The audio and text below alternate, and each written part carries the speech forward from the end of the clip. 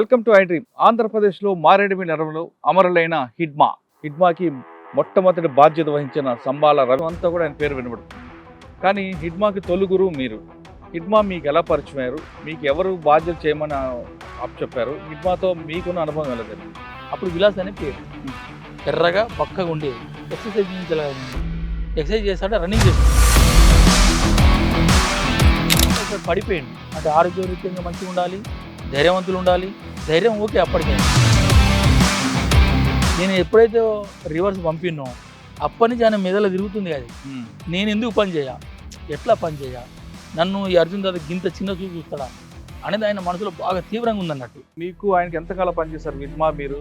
6 నెలలు 8 నెలలు మాతోనే ఉండే. పెద్ద ఎత్తున దాడులు చేయాలంటే మళ్ళీ అందరం కలుసుకోవాల్సిందే, మళ్ళీ విడిపోవాల్సిందే. ట్రైనింగ్లో భాగం కూడా దాడిలో ఎలా ఉంటాడు? యాక్టివ్ ఎలా? ఆయనకు ఉన్న సామర్థ్యం ఏంటంటే ధైర్యము, తెలివి ప్లస్ ఆ అధ్యయనంలో పుట్టిందే ప్రాక్టీస్. ఇవి అది నేను గ్రహించింది ఆయన డెవలప్ కావడానికి. అదే ఆయన చేసిన వ్యూహం ఎలాగుంటుంది? ఆ వ్యూహంలో పోలీసులు పడ్డారా? అటువంటి దాడులు ఏమైనా ఫెయిల్ అయ్యా? దానికి ఎప్పుడు కొత్త పోలీసు తయారు చేసిందంటే దాన్ని మొదటి దెబ్బ నాదే పడాలని ఉంటుంది. అట్లే కాదు, వాళ్ళు మన దగ్గరికి వస్తాడు కాదు, మనమే వాళ్ళ దగ్గరికి పోవాలి.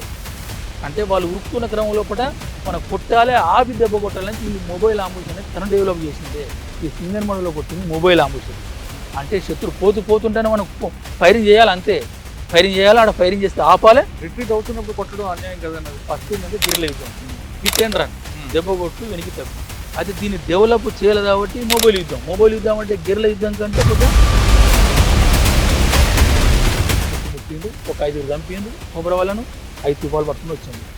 ఇట్లా ఏంటంటే ఆయన టాక్టిక్స్ ఏంటంటే శత్రువు వచ్చిందంటే ఆయన్ని కొట్టి ప్రజలను రక్షించాలనేది ఒక మెయిన్. ఇది హిడ్మాకి మీకున్న దీని బంధంలో హిడ్మాతో పాటు 93 నుంచి ఎంతకాలం పనిచేశారు పార్టీలో? 2014. 2014 ఎందుకు వచ్చారు? నాకు అప్పుడు ఆరోగ్యం సహకరించలేదు.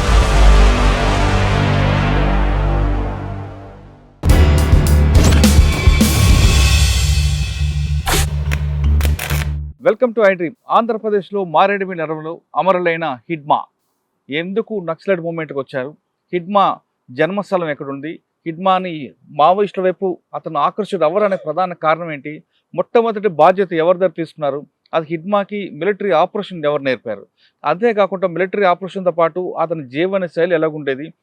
అదేవిధంగా ఆదివాసుల పట్ల ఆయన ఏ విధంగా సానుభూతికి ఉండేవారు? నిత్యం అన్న ఆలోచన ఏ విధంగా ఉండేది? కేవలం హిడ్మాతో కాకుండా హిడ్మా భార్య రాజీ కూడా పార్టీలోకి ఎందుకు వచ్చారు? పార్టీలోకి వచ్చాక ఆమె చేసిన కార్యక్రమాలు ఏంటి అనే విషయం తెలుసుకోవాలనుకుంటే హిడ్మాకి మొట్టమొదటి బాధ్యత వహించిన సంబాల రవీందర్ అలియాస్ అర్జున్తో పాటు రాజీకి సమకాలికులైన అలియాస్ దేవక్క, వీళ్ళిద్దరు ప్రస్తుతం అందరు ఉన్నారు. వీళ్ళిద్దరిని అడిగి హిడ్మాతో పాటు రాజీ యొక్క జీవన శైలి ఉండేది, పార్టీ వైపు ఎందుకు రావాలనుకున్నారు, వచ్చిన తర్వాత ఇటీవల జరిగిన ఎన్కౌంటర్లో ఎందుకు ఆంధ్రప్రదేశ్కి వచ్చారనే విషయాన్ని వాళ్ళని అడిగి తెలుసుకుందాం. అన్న నమస్తే. అక్క నమస్తే. నమస్తే. సంబాల రవీందర్ గారు అలియాస్ అర్జున్ డీకేలో ఎక్కువ కాలం పనిచేశారు. మీరు చేసిన కార్యక్రమాలన్నీ గతంలో మన ఇంటర్వ్యూలో వివరించారు, కానీ అక్క మాత్రం ఇదే మొదటిసారి రావడం. ఫస్ట్ మన అక్కతో వెళ్దాం. హిడ్మా గురించి కన్నా ముందు హిడ్మాతో పాటు రాజీ చనిపోయారు కాబట్టి, అక్క రాజీ చనిపోవడం మీరు చూస్తుంటారు. రాజీ చనిపోయిన విషయం మీకు తెలిసిన వెంటనే మీకు ఎలాగనిపించింది? అసలు రాజీకి మీకు ఎప్పుడు పరిచయం ఏర్పడింది? ఆమె పార్టీలోకి ఎందుకు వచ్చారు? 20 సంవత్సరాల పార్టీలో ఆమె చేసిన కార్యక్రమాలు ఏంటి? రాజే గొల్లపల్లి ఏరియా, వీరపురం గ్రామం. ఆ వీరపురం గ్రామంలో ఆ పట్టేలు బిడ్డ, ఈమె రెండో బిడ్డ. వీళ్ళ అక్కలు అక్క చెల్లెలు 5గురు, 2 తమ్ముళ్ళు. వీళ్ళు తమ్ముడు ఒక్కడు ఉన్నాడు. ఒక తమ్ముడు చదివి పిచ్చి అయ్యి మనోడే పిచ్చోడని మా డివిజన్లో చంపిండు. పార్టీ చంపింది. చుకులి ఈయన ఇన్ఫార్మర్ కోసం వచ్చినని మాత్రం ఆయన పిచ్చోడయ్యి అక్కడ పోయిండు అన్నట్టు. రాజే వాళ్ళ తమ్ముడు. రాజే వాళ్ళ నాన్న అక్కడ వీరపురం గ్రామంలో ఆ పట్టేలు. కానీ ఆ పట్టేలు అయినా కూడా అక్కడ ఉన్న ఈ ఫారెస్ట్ వాళ్ళు భూములు కొట్టుకోవడానికి, సాగు చేయడానికి ఇయ్యకపోయేది. ఆ టైంలో 98లో వచ్చింది ఈమె పార్టీలోకి. 98లోకి వచ్చి పార్టీలో పనిచేసింది. పని చేసుకొని ఈమె నాకు అంతకుముందు పెద్ద ఊర్లో ఉన్నప్పుడు తెలియలేదు, కానీ పార్టీలో వచ్చినప్పుడు నాకు తెలిసింది. తెలిసి మేము ఇద్దరం అసలు రాజీ గురించి చెప్పే ముందు అసలు మీరెందుకు పార్టీలోకి వచ్చారు? మీరు వచ్చిన తర్వాత మీకు రాజీకి కలిసిన అనుబంధం ఎక్కడ? ఇద్దరు కలిసి పనిచేసిన పని ఎక్కడెక్కడ పని చేశారు? ఆమె గొల్లపల్లి ఏరియాలో మీది కిష్టారం, నాయత్ కిష్టారం, గొల్లపల్లి కిష్టారం కలిసే ఉన్నాయి. ఒక 5 కిలోమీటర్ దూరం గొల్లపల్లి, 5 కిలోమీటర్ దూరము కిష్టారము.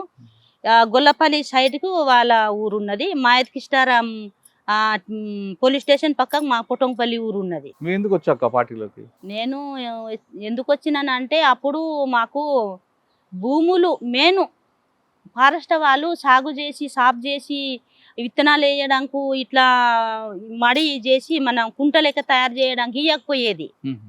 అసలు ఇవ్వకపోయేది. రాత్రి వచ్చి సాఫ్ చేసినన్నే టేక చెట్లు కొట్టినన్నే కొట్టేది, తిట్టేది, మన జైలు తీసుకుపోయేది. మా నాన్నను రెండోసారి జైలు తీసుకుపోయిండు. నేను అప్పుడు చిన్నగా ఉన్నాను. ఆ పరిస్థితి లోపల నేను వచ్చినాను. అప్పుడు మా నాన్నకు జైలు తీసుకుపోతే మాకు తినడానికి ఏం ఉండకపోయేది. అంత కరువు, అంత ఏం లేక పరిస్థితి ఉన్నది మాకు అప్పుడు. ఇంత మేము పాత అంటే సుక్మా జిల్లా అక్కడ మాకు మిరియవాడ అనే ఊరు ఉన్నది, మన మిరియవాడ అనే ఆ ఊరు నుంచి మేము ఈడ వచ్చినాం, భూమి కోసం వచ్చినాం. మా నాన్న వాళ్ళు వచ్చిండ్రు, నేను పుట్టింది ఇక్కడనే. ఇట మొత్తమే సాఫ్ చేయనీయకుంటే ఫారెస్టు రేంజరు దప్పేదారులు అన్నీ వచ్చి వీళ్ళ మీద మీరు ఎందుకు భూమి చెట్లు ఎందుకు కొడతారు, కొట్టొద్దు, భూమి ఎందుకు సాఫ్ చేయాలి, సర్కారు భూమి కదా అనే బాగా ఇబ్బంది పెట్టేది మా నాన్న వాళ్ళకు.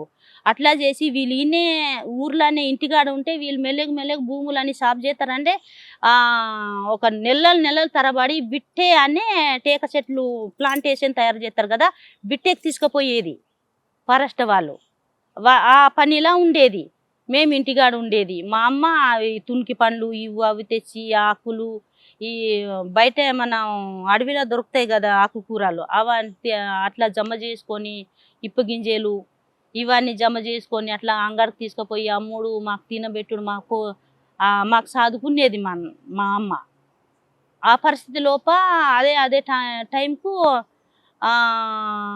ఇట్లా పబ్లిక్ అక్కడ మొత్తం మెయిన్ కిష్టారం, గొల్లపల్లి సెంటరింగా ఫారెస్ట్ వాళ్ళు మొత్తం పోలీసులు తక్కువ ఉండేది. మొత్తం ఫారెస్టు డప్పెదార్ రేంజరు వీళ్ళే ఎక్కువ ఉండేది. ఏడపోయినా మంద ఎల్మగొండ రోడ్డు పట్టుకొని మొత్తం తిరిగేది. తట్టుకోలేక అడవిలోకి వచ్చారా? అంటే అప్పుడు ఎవరు ఏ దళం ఉండేది అక్కడ మీ దగ్గర? రమణ దళం, కుంట రమణ. వెళ్ళి కలిసారా అన్నకి? ఏమన్నారన్న? ఇవన్నీ పోవాలంటే మనం ఇప్పుడు దీనికి అప్పుడు పీపుల్స్ వార్ పార్టీ అని ఉండే కదా, తర్వాత మావోయిస్ట్ అనే అయింది. కానీ పీపుల్స్ వార్ పార్టీ ఇది ప్రజల కోసమే కోట్లాడుతుంది. భూములు మనం సొంతం చేయాలంటే కోట్లాడాలి. ఈ రేంజరు పోలీస్ స్టేషన్లు అన్నీ పోతేనే మన ఈ భూములు దొరుకుతాయని మొత్తం మన దున్నేవానికి భూమి, మనం పుట్టినము ఈ భూమిలానే, పెరిగినాము ఈ భూమిలానే. మన భూమి మనకు దొరకకుంటే ఎవరికి దొరకాలి, ఎవరికి చెందాలి ఈ భూము? ఇదే భూమిలో పుట్టినాము, ఇదే భూమిలో పెరిగినాము.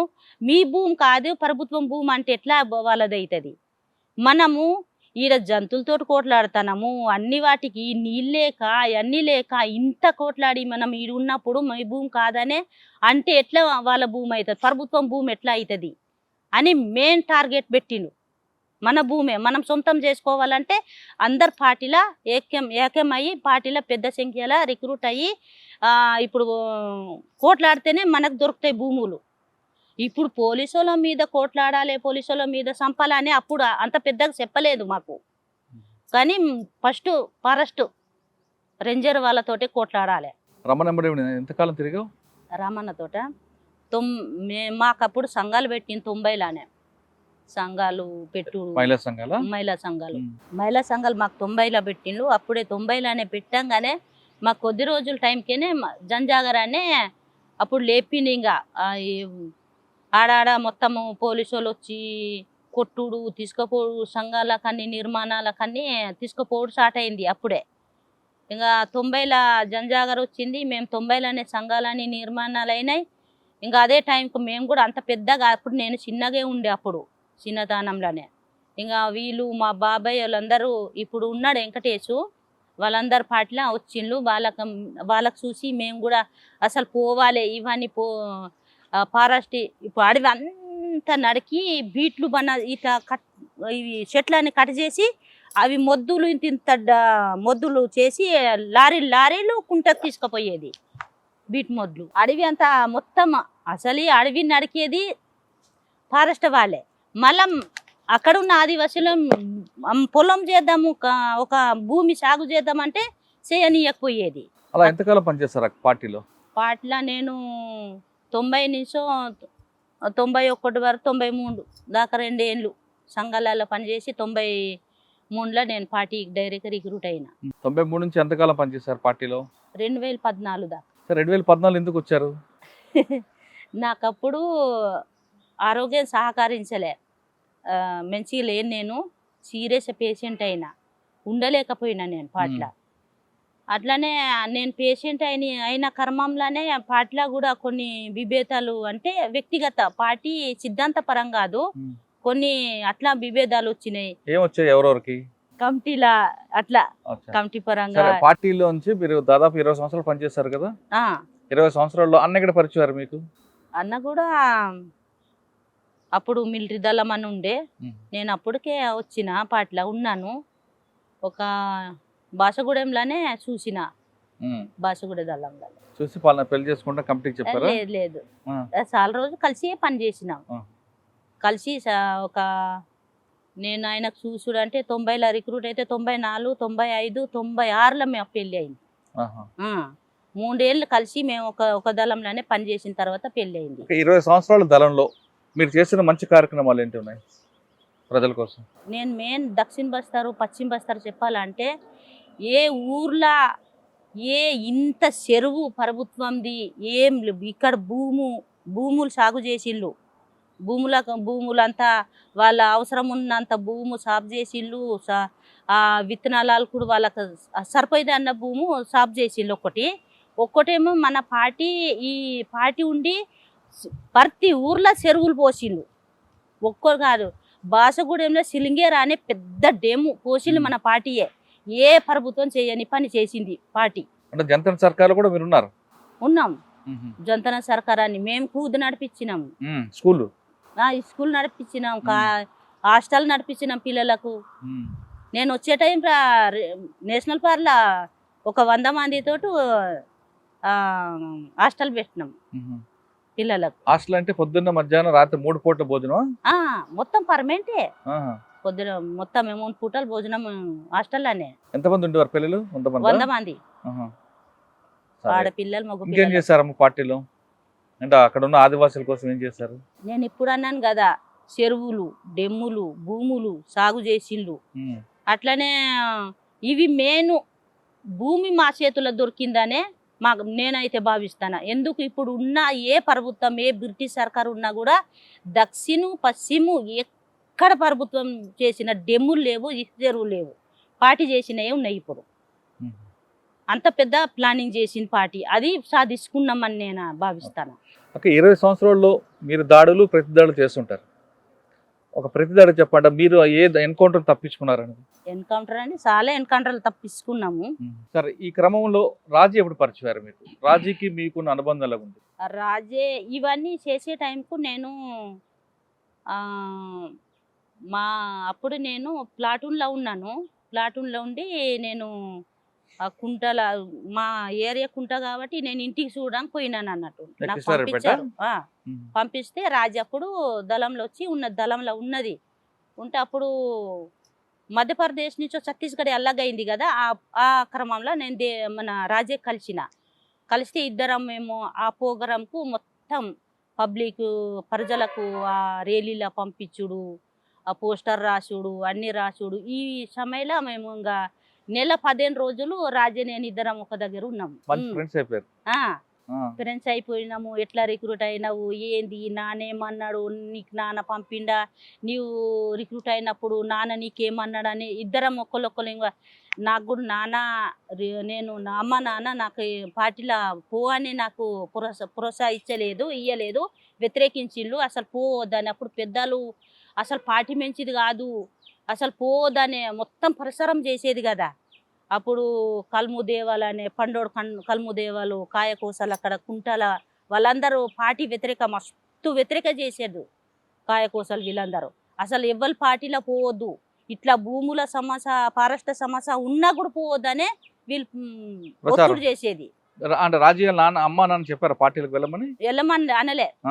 నేను అన్ని చెప్పినాక నాకు కూడా అదే పరిస్థితి ఉన్నది. మా నాన్నకి ఇన్నిసార్లు అసలు ఈ పోలీసు వాళ్ళు తీసుకుపోయి జైల్లో పెట్టిండు, జైలు నుంచి వచ్చిండు. ఇంత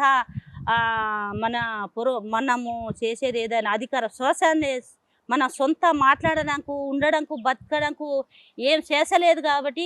కానీ మా నాన్న నాకు పార్టీలో పోనీయలేదు, మంచి పార్టీ కాదనే అంత ఇక్కడ ఉన్న పెత్తందారు పెద్దలు అంత భూసములు అంతా ఇట్లా చేసింది కాబట్టి అందుకు మా నాన్న కూడా నాకు పోనీయలేదు, వద్దని చెప్పిండు. నా కోసం గుంజుకోవడం కూడా వెంబడి పడ్డారు, నేను దొరకలేకపోయినాననే చెప్తే ఆమె కూడా తోడు చెప్పింది. అసలు నీకు అట్లా చేసిందా, ఇప్పుడైనా నీకు మీ నాన్న మాట్లాడతారు కదా.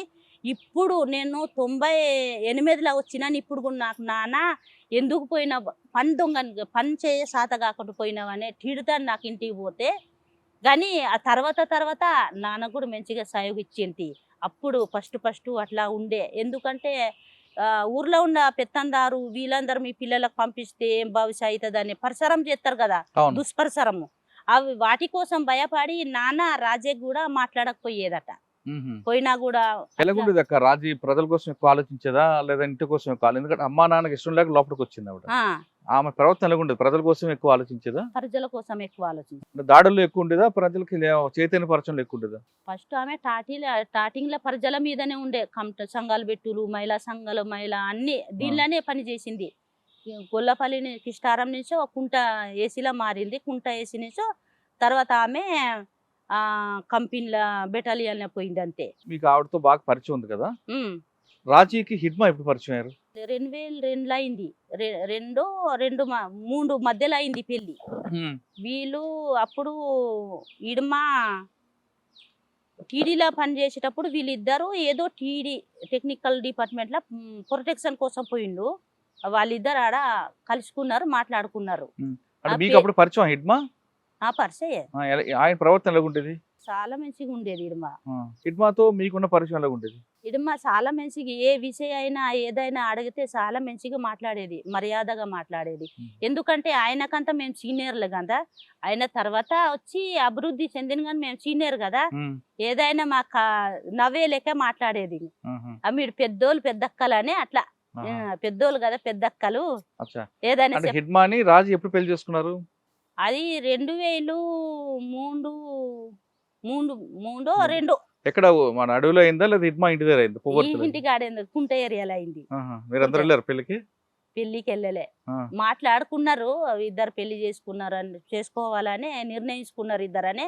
అంతే వారు తిన్నాం, తర్వాత పెళ్లి అయిందని విన్నాం అంతే. తర్వాత మళ్ళీ ఎప్పుడు మీరు అందరూ కలిసారు? హిడ్మా మీరు రాజీ అందరు కలిసారు? ఇప్పుడు పనిచేసారా? కలిసినాం. ఎక్కడ ఎక్కువైతే దక్షిణలోనే, ఈ మన జొన్నగూడెము, ఈ మన సిలింగేరు, అటుపోతే పిడియా అట్లా కలిసేది. ఇంకా కలిసి రాజే కూడా ఫస్ట్ ఇడుమలో వచ్చిన బియ్యంలా వచ్చినాక రాజే ఏసీ కుంటే ఏసీలో ఉంటే ఆమెకు కూడా బియ్యం. రాజీ మీరు హిడ్మా కలిసి ఎక్కడైనా దాడిలో ఉన్నారా? ఏదైనా దాడులు చేశారా? అంటే మీ ఇద్దరు ఎప్పుడు విడిపోయారు? రాజీ మీరు? రాజే నేను పార్టీకి ఎప్పుడో ఇడిచిపెట్టినా అప్పుడు ఇంకా రాజేకి నేను కట్ అయినాను అంతే. రాజీ వద్దని చెప్పలేదా? ఉండమన్నారా వెళ్ళిపోమన్నారు బయటికి? మనం ఆ విషయం చెప్పాం కదా, చెప్పలేను నేను ఆ విషయం. తర్వాత బయటకు వచ్చి ఎప్పుడు కలవలేదా? మాట్లాడుకోలేదా? కలవలే. వాళ్ళు ఎందుకు కలుతారు నాకు సార్? కలవలే. మీతో దాదాపు 20 సంవత్సరాలు అంటే కలిసి ఒక నెల రోజులు కలిసి పనిచేయడం, దగ్గరుండి పనిచేయడం నెల రోజులు అయితే, పార్టీలో ఉండే 20 సంవత్సరాలు మీ ఇద్దరు కలిసి ఉన్నారు, పక్క గ్రామం. అంత టైం కలవలే గాని ఇట్లా కలిసి 2-3 గంటలు విడిపోయేది అట్లా. కానీ అది ఒక్కసారి ఆమె గొల్లపల్లి డిప్యూటీ కమాండర్ గా ఆమె బాధ్యుడిగా ఉన్నది, కమాండర్ రాజేష్ ఉన్నాడు. అది ఛత్తీస్గఢ్ కోసం మేము ప్రజలకు మొత్తం ఏక్త చేసి ఒక 20,000 మందికి మేము కుంట రేలీకి పంపించినాం కదా. ఆ పోస్టర్ రాయడానికి మాట్లాడడానికి మేము రాయలేక మన స్కూల్ పిల్లలకు తెచ్చి రాపిచ్చినాం అన్నట్టు పోలేంపల్లి. ఇంకా దానిలో మొత్తం ఇప్పుడు కుంట గొల్లపల్లిలో సున్నం నాగేశ్ అని ఉన్నాడు, ఒక ఎడ్ల బండితోటి పోస్టర్ తెప్పించిండు. ఆ వైట్ పేపరు. ఉమ్. ఆ రాత్రి ఆ గొల్లపల్లి చుట్టూ అంతా తిరిగినాం. గొల్లపల్లి ఒక స్టేషన్కి ఇడిచి పెట్టినాము. అంత చుట్టూ తిరిగి అంత ఊరోళ్ళకి అంతా మాట్లాడి వెళ్ళిపోయినాం. పోలీసు వాళ్ళు ఏవో లైట్ మా మీద వేసిళ్ళు. ఉమ్. వేసినా కూడా మేము భయపడలే. ఉమ్. రాజు ఉన్నాడు, రాజేష్ ఉన్నాడు, నేనున్నా. అంటే పోలీసులు ఉన్నారు సిఆర్పిఎఫ్ వాళ్ళు ఉన్నారు, సిఆర్పిఎఫ్లు ఉన్నారు. అక్కడ గొల్లపల్లిలో. గొల్లపల్లికి మరి ఎందుకు రాలేదు వాళ్ళు? ఇది తెలితే కానీ ప్రజలు మన మీద మన దిక్కున్నారు కదా. బయట వాళ్ళే సెండ్రి ఉన్నారు అప్పుడు. ఉహుం. ఆ పోలీస్ స్టేషన్ పోలీసు వాళ్ళు వెళ్ళే తోవల వాళ్ళు సెండ్రి ఉన్నారు. మేము ఊరంతా మాట్లాడినాము. ఇంకా నాగేసి ఇంట్లో పోయినాము, అన్నం తిన్నాము. ఆ పోస్టర్ ఎడ్ల బండితోటి అడవిలో తీసుకుపోయి తెల్లారి మొత్తం 3 రోజుల్లాగా అత్తారు రాసి పంపిస్తాము. ఇంకా ఉహుం. పోస్టర్లన్నీ. అంటే అప్పుడు రాజీ మీరు కలిసి పనిచేశారు. నెల 15 రోజులు కలిసి పనిచేసినాము. ఇంకా అంత బాగా అనుబంధం ఉందా మీకు? రాజీ చనిపోయిందని తెలియగానే అనిపించింది? దుఃఖం అనిపించింది సార్. ఏడిపే వచ్చింది. ఇంకా 2 రోజులు నాకు నిద్ర రాలేదు. ఎందుకంటే మేము ముందు వచ్చినాం కానీ ఆమె వెనకొచ్చింది. మా ఏరియా నుంచో మేమందరం వెళ్ళి వచ్చినాం కానీ ఆమె త్యాగం చేసింది కదా అని నాకు దుఃఖం వచ్చింది. ఇడమాలైనా రాజైన ఇద్దరికి మస్తు నాకు దుఃఖం అనిపించింది. నిద్ర కూడా రాలేదు. అమ్మా నాన్న వద్దన్న మీరు పార్టీకి వెళ్ళారు, రాజాక్క కూడా పార్టీలోకి వచ్చింది. 20 సంవత్సరాలు మీ జీవితంలో సగభాగం పార్టీకి ఇచ్చారు, ప్రజల కోసం ఇచ్చారు. పార్టీ కోసం ప్రజల కోసం ఇచ్చారు. ప్రజల కోసం. కానీ మీరు అనుకుంది సాధించారా? ఏ లక్ష్యంతో అయితే మీరు పార్టీలోకి వెళ్ళారో ఆ లక్ష్యాన్ని సాధించారా? గెరిలా యుద్ధం, మొబైల్ యుద్ధం నడుస్తుంది కదా, అప్పుడు విముక్తి ఏరియాలు వస్తాయనే ఏదైనా మేము లక్ష్యం పెట్టిపోయినామో అది ఇప్పుడు ప్రభుత్వం ఉన్న డిపార్ట్మెంట్ చేయనీయలేదు కదా, చేయనీయలే, అది నిలబడనీయలే. అందుకే మేము అది మధ్యలో వదిలిపెట్టినాము అని నేను భావిస్తాను. కానీ రాజీ సాధించింది అనుకుంటారా? రాజీ ఒక పాట అంటే ఏరియా ఒక మనకు పట్టు మనకి అధికారం లేకుంటే కూడా ఆమె ప్రజల కోసం త్యాగం ఇచ్చింది. అంటే రాజీ మరణం అనేది అమరులదే కాదనిలే. ఎవరు ఆమె చేసిన త్యాగాన్ని మనం ఎవరు మర్చిపోలేం. మీరు చేసిన త్యాగాన్ని మర్చిపోలేం, కాదనట్లేదు. కానీ ఆమె అనుకున్న లక్ష్యాన్ని వాళ్ళ అమ్మా నాన్న కాదని పార్టీలోకి వచ్చి ఆమె అనుకున్న లక్ష్యం సాధించిందా లేదా అని మీకు తెలుస్తుంది కదా. మీకే నాకన్నా మీకే బాగా పరిచయం కాబట్టి. ఇంతవరకు మహిళా ప్లాటూన్ కమాండర్, మహిళలో తొలి కమాండర్ ఇప్పుడు మనం అడమి అలియాస్ దేవకతో మనం ఇంటర్వ్యూ చూసాం. అంటే దేవకకి అదేవిధంగా హిడ్మా భార్య రాజీకి ఉన్న అనుబంధం, ఆవిడ చనిపోయిన తర్వాత వాళ్ళకి ఉన్న బంధాన్ని గుర్తు చేసుకుంటూ ఆవిడ చాలా దుఃఖించారు. ఇక హిడ్మాకి తొలి గురువు ప్రస్తుతం మనతో ఉన్నారు. ఆయనే సంబాల రవీందర్ అలియాస్ అర్జున్. హిడ్మా ఆయన దగ్గర నేర్చుకుని దాదాపు సంవత్సరం పాటు కలిసి పనిచేశారు. తర్వాత హిడ్మా వేరే దళంలోకి వెళ్ళారు. హిడ్మా యొక్క ట్రైనింగ్ ఎలాగుంటుంది, హిడ్మా యొక్క ఆలోచన ఎలాగుంటుంది, హిడ్మా ఆలోచనతో పాటు హిడ్మా ఒక యాక్షన్ చేస్తే ఏ విధంగా యాక్షన్ చేస్తారో విషయాన్ని రవీందర్ అన్న గారు తెలుసుకున్నాను. నమస్తే. నమస్తే. హిడ్మా ఇప్పుడు మొత్తం దేశం అంతా కూడా ఆయన పేరు వినబడుతుంది. కానీ హిడ్మాకి తొలి గురువు మీరు. హిడ్మా మీకు ఎలా పరిచయం అయ్యారు? మీకు ఎవరు బాధ్యత చేయమని చెప్పారు? హిడ్మాతో మీకున్న అనుభవం ఎలా జరిగింది? ముందుగా ఐ డ్రీమ్ ప్రేక్షకులకు, ఐ డ్రీమ్ ఛానల్కి మా యొక్క నమస్కారం. ఇంతకుముందు 2018లో ఇంటర్వ్యూ ఇవ్వడం జరిగింది. అంటే నేను ఏ కారణాల రీత్యా పోయాను, ఏ కారణాల రీత్యా వచ్చాను, మిగతా సిచ్యువేషన్ అంతా ఆ ఇంటర్వ్యూ ఇవ్వడం జరిగింది. మరి ముఖ్యంగా ఇప్పుడు ఈ మధ్య కాలంలో ఇడుమ కానీ, ఇడుమతో పాటుగా తమ సహచరి రాజే కానీ, వాళ్ళతో పాటుగా ఇంకా 3 కామెడీ చనిపోవడము, ఇక దాని గురించి కూడా మాకున్న సాహన్యత్యం, అసలు ఈ సిచ్యువేషన్ కూడా కొద్దిగా ప్రజలు కూడా చెప్పాలనే ఒక దీంతో మేము రావడం జరిగింది. ముఖ్యంగా ఇడుమ గురించి పువ్వారు గ్రామము, పువ్వారు అంటారు, మామూలుగా ప్రజలంటే పువ్వర్తి అంటారు. ముఖ్యంగా పువ్వారు గ్రామం, కుంట తహసీల్, సుకుమ జిల్లా. ఒకప్పుడు దంతెవాళ్ళు ఉండే, ఇప్పుడు సుకుమ జిల్లా అయింది. ఇతను ఇంటి పేరు మాడివి, అంటే తెగ మురియ తెగనే. ఈ తెగలల్లో మనం ఇంటి పేర్లు అంటారు కదా, మాడివి, మరకం, కారం, మీడియమీరు, ఇట్లా ఇంటి పేర్లు ఉంటా ఉంటాయి తెలంగాణలో ఉన్నట్టుగా. ఇది మాడివి ఆ ఇంటి పేరు. అసలు ఈయన పేరు దేవ, మాడివి దేవ అసలు ఈయన పేరు. పాటలకు వచ్చిన తర్వాత నాకు 1998లో నాకు కలిసిండు. అప్పుడు విలాస్ అనే పేరుండే నాకు కలిసినప్పుడు. మీకు ఎవరు పరిచయం చేశారు?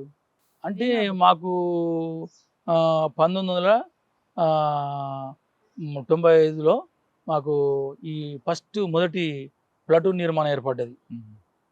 అక్కడ ఏంటంటే ఆరోగ్యం రీత్యా మంచిగా ఉండాలి, అంటే రిక్రూట్ చేసుకోవాలి కదా. ఫస్ట్ ప్లాటూన్ కాబట్టి, మిలిటరీ ప్లాటూన్ కాబట్టి ఆరోగ్యవంతులై ఉండాలి, ఉమ్, కొద్దిగా బలవంతులై ఉండాలి. అట్లనే ఉమ్, ఈ ఒక ముఖ్యంగా ధైర్యవంతులు, ఆరోగ్యవంతులు ఉండాలనే దాంతో పార్టీ ఏం చేసిందంటే 1998లో మన ఇడుమాలను నా దగ్గరికి పంపింది. ఎంత వయసు ఉంటుంది అన్నప్పుడు? అప్పటికి ఆయనకు 20 దగ్గర 20 ఉంటుంది. 20 ఉంది. చిన్నప్పుడే పార్టీలకు వచ్చాడు అంటారు కదా అందులో? అంటే 2-3 ఆయన్ని సంవత్సరాలు 97 లో ఆ? 90 ఏళ్ళలో రిక్రూట్ అయింది సార్. ఆహా. అయిన తర్వాత ఇప్పుడు అదే ఊరు అతను మన పేరేం పేరు వినోద్. వినోద్. ఆ, వినోద్ ఈయన సివిల్ తిప్పిండు. అచ్చా అచ్చా.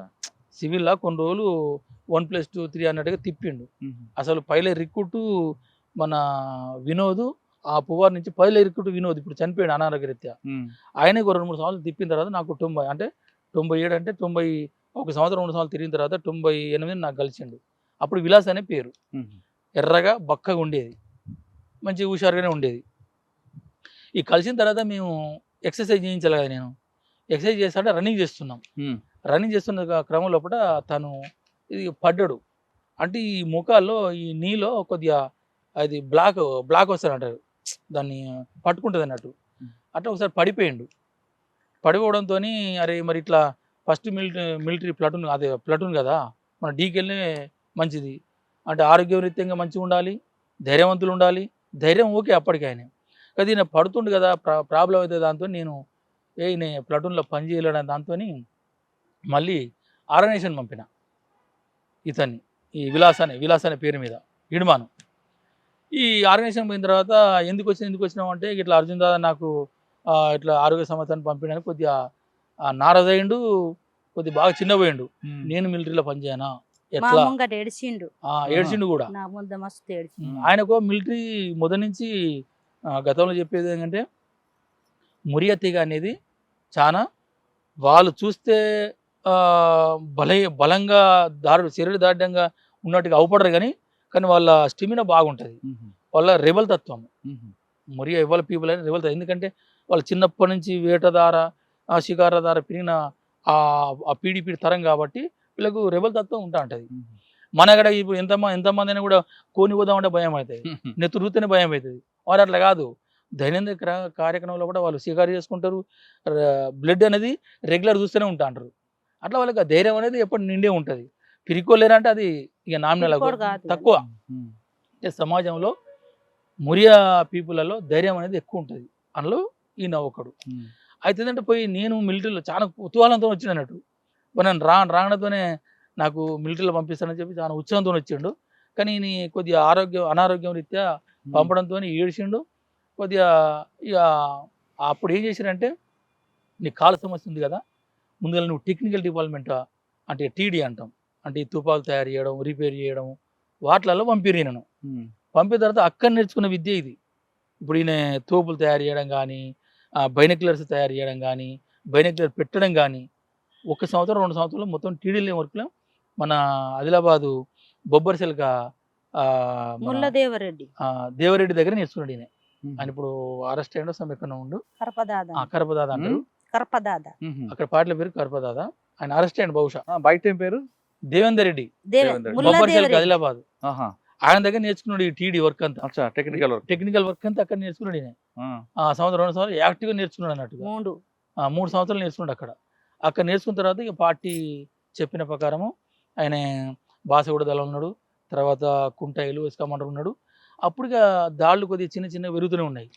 ఇక అప్పుడు చిన్న ఘటనల్లో ధైర్యంగా ఉండడం అట్లా ఇక నేను ఎప్పుడైతే రివర్స్ పంపినో అప్పటి నుంచి ఆయన మెదలో తిరుగుతుంది అది. ఉమ్, నేను ఎందుకు పని చేయ, ఎట్లా పని చేయ, నన్ను ఈ అర్జున్ దాదా గింత చిన్న చూపు చూస్తాడా అనేది ఆయన మనసులో బాగా తీవ్రంగా ఉందన్నట్టు. మీ ఆయన నాకు పంపించిననే ఏడ్చిండు పట్టుకొని ఉమ్, పంపిస్తాననే. మీకా? ఆ, ఏడ్చిండు. కాలు ఇంత వాపున్నది, ఉమ్, అది తలిగింది కదా దెబ్బ. ఆయన ఆరోగ్యం పెద్దగా ఏం లేదు కానీ కాలు ఒక్కటే సమస్య ఉమ్, అనారోగ్యంగా తలిగింది, ఏం దెబ్బ లేదు కానీ ఇక్కడ తలిగింది. కొద్దిగా సమ్ ప్రాబ్లం ఉంది. దాంతో ఆయనకు ఎంత కుతూహలంగా మిలిటరీకి వచ్చిండో మన రివర్స్ పంపడంతో ఆయన చాలా కసి పెరిగింది ఇంకా. కసి బాగా పెరిగిపోయింది. ఉమ్, ఇక అప్పటి నుంచి ఎల్ఓఎస్ కమాండర్లు ఉండగానే చిన్న అవి మనం అవి కొట్టడం కూడా ముందు చెప్పుకున్నాడు. ఈ తర్వాత ఈ యాక్టివ్నెస్ ఉన్న తర్వాత అప్పుడు నేను మొదటి ప్లాటూన్ కమాండర్ ఉంటుంది. 2000లో 2 ప్లాటూన్ విడి చేసిండు. ఉమ్, అంటే గడిచిలో ఒక ప్లాటూను, రెండోది బీజపూర్ జిల్లాలో. అక్కడ నేను రెండో ప్లాటూన్ కమాండర్ ఉన్నా. అది రెండో ప్లాటూన్ కమాండర్ ఉన్నప్పుడు ఆయన ఈ మిలిటరీ సంబంధించిన అన్ని ఈ థింకింగ్, ఈ నేచర్ పెరగడంతో ఆయనకు యథావిధిగా మూడో ప్లాటూను తయారు చేసిండు. ఆ మూడో ప్లాటూన్కి వచ్చేసిండు డైరెక్ట్గా. అంటే ఇప్పుడు మిలిటరీ యాక్షన్స్ కొన్ని చేసిండు కదా, చిన్న చిన్న పెద్ద పెద్ద ప్రమోషన్ వచ్చింది ఉన్నది కదా. ఈ పిల్లగాడు ఏదో కాళ్ళు సమస్యతో పంపిరు కానీ ఇది కరెక్ట్ కాదని చెప్పి ఆయనను మూడో ప్లాటూన్గా వచ్చేసిండు. మూడో ప్లాటూన్లో సభ్యుడిగానే వచ్చిండు అనుకుంటా, బహుశా సెక్షన్ కమాండర్ తెలియదు, అప్పుడు నాకు గుర్తులేదు.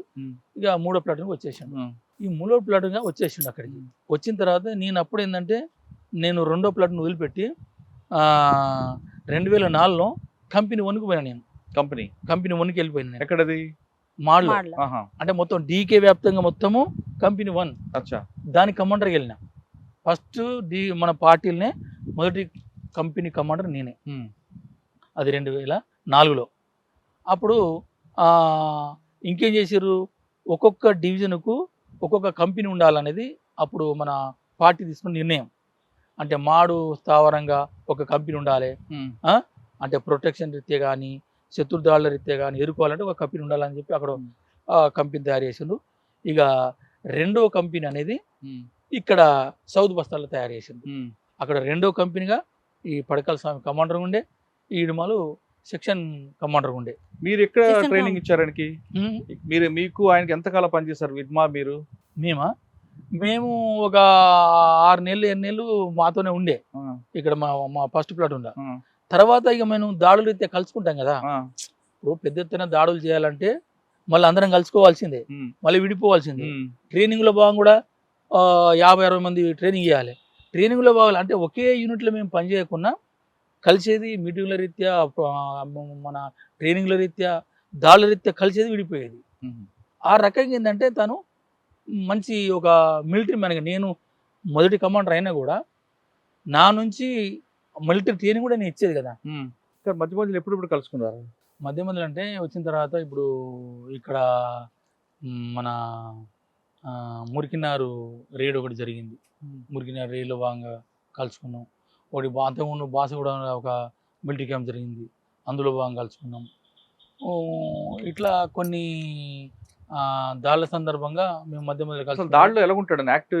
అదే ఇప్పుడు ఆయనకు ఉన్న సామర్థ్యం ఏంటంటే మిలిటరీలో, అంటే బూర్జో మిలిటరీలో కానీ గిరిల మిలిటరీలో కానీ ఎక్కడైనా కూడా ఈ మిలిటరీ ఎత్తుగడలు ఎట్లా వస్తాయి, ఆయన ఎందుకు ఈ స్థాయి వరకు చేరుకున్నాను అనుకున్నప్పుడు నా అబ్జర్వేషన్, ఒక నేను మిలిటరీ డైరెక్టర్ కూడా, మిలిటరీ ఇన్స్ట్రక్టర్ కూడా, నేను అబ్జర్వ్ చేసింది, నాకు అవగాహనది, నేను ఒక 25 ఏళ్ళు మిలిటరీలో పనిచేసిన కాబట్టి ఫస్ట్ ఎత్తుగడలు టాక్టిక్స్ అనేది ఎక్కడి నుంచి వస్తాయంటే ప్రతి వ్యక్తి ధైర్యవంతుడై ఉండాలి. ఇది ఫస్ట్ ఆఫ్ ఆల్. దానిలో భాగంగా ధైర్యవంతులతో పాటుగా తెలివికలుడై ఉండాలి. ధైర్యము తెలివి ప్లస్ ఈ రెండు ఉంటే ఏం చేస్తాడంటే స్థానిక భౌతిక భౌగోళిక పరిస్థితులను అధ్యయనం చేస్తాడు. ఆ అధ్యయనంలో పుట్టిందే టాక్టిక్స్, ఎత్తుగడలు. ఇవి ఈ ధైర్యము, తెలివితేటలు, అక్కడ ఉన్న పరిస్థితులకు అనుగుణంగా చొరవగా ఒక ఎత్తుగడలను సృష్టించే వ్యక్తి ఇడుమాలు. అందుకోసము నీ సిఆర్పిఎఫ్ వచ్చినా, నాగా ఫోర్స్ వచ్చినా, లేకపోతే ఎస్టీఎఫ్ వచ్చినా, ఇప్పుడు కోబ్రా వచ్చినా, మళ్ళీ ఇప్పుడు డిఆర్జీ, వీళ్ళంతా వచ్చిన వీళ్ళందరినీ ఎదుర్కొని తట్టుకొని ఇంత బలగాల్ని సురక్షిత నడిపిందంటే ఇవే కారణము. ధైర్యము, తెలివితేటలు, స్థానిక భౌగోళిక భౌతిక పరిస్థితులను అంచనా కట్టి ఎత్తుగడలు సృష్టించింది కాబట్టి ఈయన ఇంత డెవలప్ అయ్యిండు.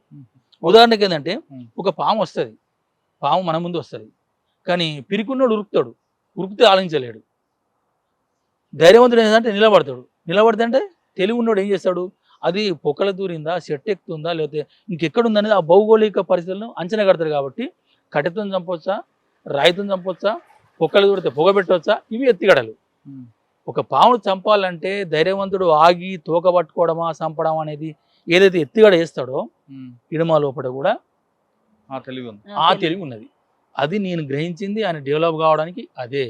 అలా ఆ విధంగా ఒక ఎగ్జాంపుల్ చెప్పండి, పాము కాకుండా ఒక దాడి నుంచి ఆయన వేసిన వ్యూహం ఎలాగుంటది, ఆ దాడిలో ఆ వ్యూహంలో పోలీసులు పడ్డారా, అలా అటువంటి అటువంటి దాడులు ఏమైనా ఫెయిల్ అయ్యా? ఓకే. ఒకటి చెప్పండి. ఇప్పుడు సింగనమడుగు అని ఒకటి ఉంది. సింగనమడుగు అప్పుడు ఇప్పుడు కోబ్రా నుంచి వచ్చిన ఫోర్స్ ఏదో ఉండే కదా, స్పెషల్ ఫోర్స్. జిఆర్డిఓ? కాదు కాదు కాదు, కాదు, cobra cobra cobra battalion. Cobra battalion first ఈ బెటాలియన్ కొట్టాలని చెప్పి నిర్మాణం చేసిరా. ఫస్ట్ ఏది ఈ కోబ్రా ఆహా. కోబ్రా నిర్మాణం చేసిందే సౌదీ బస్తాల్లో ఈ బెటాలియన్ కొట్టాలని నిర్మాణం చేసింది. అయితే సింగనమడుగు దగ్గర ఒక క్యాంప్ వేసింది, టీడీ క్యాంప్. అది టెక్నికల్ డిపార్ట్మెంట్ అని మన అంటే ఇప్పుడు మావోయిస్ట్ పార్టీలో ఒక క్యాంప్ ఉండే. దానికి సమాచారం అయింది, ఇటు తెలంగాణ నుంచి అటు సుక్మా నుంచి మొత్తం 3 దిక్కుల ఫోర్స్ వచ్చేసింది. క్యాంపు చుట్టుముడుతుండ్రు. ప్రజలంతా ఏమైనా దాడి జరుగుతుంది అనుకుంటే ప్రజలు ఏం చేస్తారంటే ఇడుమ ఎక్కడన్నాడు బెటాలియన్ ఎక్కడ వీళ్ళు తిరుగుతూ అంటారు. బెటాలియన్ కోసం తిరుగుతాడు, వాళ్ళు ఎక్కడున్నా దొరకబడతారు అన్నట్టు. వాళ్ళందికి పోలీసులు వచ్చి రమ్మంటారు అంతే. ఇక నీకు వేరేగా అంటే ఉరుకుతా అంటారు ఎక్కడని వాళ్ళను బెటాలియన్ పట్టుకొని వచ్చి తీసుకొని వస్తా అంటారు. అట్లేందంటే ఈ సింగనమడుగు అనే ఒక క్యాంపు మీద పోలీసులు దాడి చేసింది. ఈ దాడి చేసి ఆ తుపాకులన్నీ అక్కడ వాళ్ళు ఎవరు దొరకలే. ఒక 10 మంది 15 మంది వాళ్ళు బయటి కార్యక్రమాల కోసం అప్పుడు పొద్దున్నే కదా ఈ కార్యక్రమం ఈ పీషా అంటే ఈ లెట్రిన్ బాత్రూమ్ల కోసం బయటికి వెళ్ళిపోయారు. క్యాంపులు ఎవరు లేరు, మొత్తం అంతా ధ్వంసం చేశారు. వాళ్ళు క్యాంపులో ఉన్నారు పోలీసు వాళ్ళు. అప్పుడు ఇడుమాలు తన బెటాలియన్ వేసుకొని మొత్తం చుట్టుముడుతుండు, ఆ క్యాంపును అంతా చుట్టుముడుతుండు. వాళ్ళు చూసిండ్రు, ఇడుమాలు చూసిండ్రు. మరి అంత ఫోర్స్ వచ్చిన వాళ్ళు మళ్ళీ వీళ్ళని చుట్టుముట్టి కొట్టాలి కదా. కథం వాళ్ళు ఈ ఇడుమాలు వచ్చింది, ఈ చుట్టుముట్టి అంతా చూసిన తర్వాత వాళ్ళు ఒకరికి వాళ్ళు రిట్రీట్ కావడం మొదలుపెట్టిండ్రు. వాళ్ళ లక్ష్యం క్యాంపే ధ్వంసం చేసిపోవాలన్నా లేదా మరి మిగతా బలాలను కొట్టాలన్నా మాకు తెలియదు, కానీ వాళ్ళు క్యాంపును ఖాళీ చేసి పోతున్నారు. అప్పుడు ఇడుమాలు ఏం చేసిండు, అందరు వాళ్ళని కొట్టాలనే ఉద్దేశంతోనే మొత్తం ఆ క్యాంపును అంతా మొత్తం ఎన్సర్కిల్మెంట్ చేసి తన బెటాలియన్ అంతా మోహరించి అంత క్యాంపు లోపల దాకా పోయాడు. లోపల పోతే ఏమీ లేదు. సరే ఆయన ఊకోవాలి కదా. అంటే మామూలు అయితే ఏం చేస్తారంటే అరే ఇక్కడైతే లేరు కదా లేడు కదా ఇంకంతా ఊరుకుంటారు అని ఊరుకుంటాడు. ఈయన అట్లా ఊకోడు. ఈయనకుంటే ఏంటంటే వచ్చి లోపలికి వచ్చిందంటే ప్రజలకు నష్టం జరిపిస్తారు కాబట్టి వాళ్ళు రక్షించాలి, మనం కొట్టాలి. ఈ కోబ్రాట ఆయనకి ఎట్లా కొత్త ఫోర్స్ ఏం తయారు చేసిందంటే దాన్ని మొదటి దెబ్బ నా దెబ్బడాలని ఉంటుంది నాకు అంతే. ఆయన సిచ్యువేషన్ అంతే. మొదటి దెబ్బ పడ్డదనుకో ప్రజల్లో భయం పోతుంది. ఆ కోబ్రా వచ్చినాడు బాగా ట్రైనింగ్ అనే ఫోర్స్ అని ఒక ప్రజల్లో ఉంటుంది కదా. ఫస్ట్ దెబ్బ పడితే వాళ్ళు ఆ భయాందోళన నుంచి బయటపడతారనే దాంతో ఈయనేం చేసిండు, వాళ్ళు పోతున్న చెప్పులు అడుగులు పట్టుకొని మూమెంట్ చేసిండు. మొత్తం మూమెంట్ చేస్తా అంటే వాళ్ళు వెళ్ళిపోతారు, దొరకలేరు. అంటే ఒక బ్యాచ్ని ఇప్పుడు వెళ్ళిపోతా అంటే ఇట్లా పంపిస్తారు, 2 దిక్కులా పంపిస్తారు. అంటే చెట్ల నుంచి అవపడరు కదా వాళ్ళు, ఇట్లా పంపితే చుట్టుముట్టగానే వీళ్ళు ఉండరు, మన చేపలాగా వాళ్ళు పోతుండ్రు. ఒక 2 సార్లు ప్రయత్నం చేసిండు, దొరకలే. అయితే ఈయన ఒకసారి చూసినంటే దాని అవగాహన ఎందుకు చేసుకుంటాడంటే అంటే పోలీసుల పరిస్థితి ఏందని గమనిస్తాడు. ఈయన ఒకసారి చుట్టుముట్టినప్పుడు ఈ వెనుక ఉన్న పోలీసు వాళ్ళు కొద్దిగా ఉరుకుతూ ఉంటూ అవపడ్డాడు. ఈయన స్వయంగా చూసిండు. ఈయన ఆలోచన ఏంది, మళ్ళీ కొట్టేటైతేనే ధైర్యంగా నిలబడతాడు. వాడు పోతుండు కాబట్టి ఉరికే సిచ్యువేషన్ ఉన్నాడు కాబట్టి వాడు కొట్లాడడానికి సిద్ధంగా లేడు. వాడు రిట్రీట్ అయ్యి క్యాంపు పోవడానికి వాడు మానసిక స్థైర్యం ఉందని చెప్పి ఇంకేం చేసిండు, 2 సార్లు చేసిన తర్వాత 2 సార్లు దొరకలే. అప్పుడు ఒక 10 మందిని ఇటు 5 మంచి ఎండాపాడు మీరు పోయి దీన్ని ఏం చేసిండంటే దాడులలో 3 రకాలు ఉంటాయి. ఒకటి ఏంటంటే అపరిచిత ambush, deliberate ambush. Deliberate ambush అంటేనో శత్రువును తన హ్యాండ్ ఓవర్లోకి తీసుకొచ్చి కొట్టడం అనేది. ఈ ఆపర్చునిటీ అంటేనో ఎక్కడ దొరికితే అక్కడ ఆపర్చునిటీ చేయాలి. ఈయన అట్లా కాదు, వాళ్ళు మన దగ్గరికి వస్తాడు కాదు, మనమే వాళ్ళ దగ్గర పోవాలి. అంటే వాళ్ళు ఉరుకుతున్న క్రమం లోపల మనం కొట్టాలి, ఆపి దెబ్బ కొట్టాలని ఈ మొబైల్ అంబుష్ అనేది తను డెవలప్ చేసిందే. ఈ సింగనమడుగులో కొట్టింది మొబైల్ అంబుష్ ఇది. అంటే శత్రువు పోతుంటేనే మనం ఫైరింగ్ చేయాలి, అంతే ఫైరింగ్ చేయాలి. ఆడ ఫైరింగ్ చేస్తే ఆపాలి, సర్కిల్మెంట్. కానీ అది రిట్రీట్ అవుతున్నప్పుడు కొట్టడం అన్యాయం కదన్నది. వాళ్ళు వెళ్ళిపోతున్నారు కదా భయంతో పారిపోతున్నప్పుడు కొట్టడం అది అన్యాయం. అంటే అక్కడున్న ఆ ఘర్షణలు ఇక్కడ ధ్వంసం చేశారు కదా క్యాంపునంతా తుపాకులంతా ధ్వంసం చేసి పోయారు. అది ఉంటుంది కదా ఆ కోపమే. ఆ కోపమైనా కూడా మన లోపలికి వచ్చి మొబైల్ యుద్ధం మారవాలనే ఒక పార్టీ టాక్టికల్ తీసుకున్నది కదా, దానికి పోవాలని ఆయనే. అంటే ఇప్పుడు ఫస్ట్ ఏంటంటే గిరిల యుద్ధం, హిట్ అండ్ రన్, దెబ్బ కొట్టు వెనక్కి తగ్గు. అయితే దీన్ని డెవలప్ చేయలేదు కాబట్టి మొబైల్ యుద్ధం అంటే గిరిల యుద్ధం కంటే కొద్దిగా ముందు మందంగా జరుగుతుంది. అంటే కొట్టడం ఏమంటే రిటైర్డ్ కాదు, స్లోగా రిటైర్డ్ అవ్వడం జరుగుతుంది. దీన్నే మనం మొబైల్ యుద్ధంలో పోవాలనేది ఒక పార్టీది కాబట్టి సరే పోయిండ్రు, చుట్టుముట్టిండ్రు, ఒక 5 చంపిండ్రు కొబ్బరి వాళ్ళను. అది నైట్ అయిపోయింది, మళ్ళీ రాత్రి అయిపోయింది, 5 తుపాలు పట్టుకుని వచ్చిండు. ఇట్లా ఏంటంటే ఆయన టాక్టిక్స్ ఏంటంటే శత్రువు వచ్చిందంటే ఆయన్ని కొట్టి ప్రజలను రక్షించాలనేది ఒక మెయిన్ ఇది. అన్న చాలా మీరు ఆయన ప్రాక్టీస్ చూస్తుంటారు దగ్గర ఉండి. కొన్ని వీడియోస్ ఆ మధ్య కాలంలో ఆయన బతుకున్న టైంలో చూసా కొన్ని వీడియోస్. ఆయన సెట్ పట్టుకొని చుట్టుపక్కన ఉండి ఫైరింగ్ చేస్తూనే వాళ్ళందరికీ కూడా గైడెన్స్ ఇస్తుంటాడు. రైట్ కి రండి, లెఫ్ట్ రండి, ఎగ్జిట్ అవ్వండి, రన్ చేయండి, గో డౌన్ అని అంటే కొన్ని గోండి భాషల్లో చెప్తుంటాడు. అంతా ఆయన చేశాడా లేదా కొంత కల్పన ఉందా? లేదు.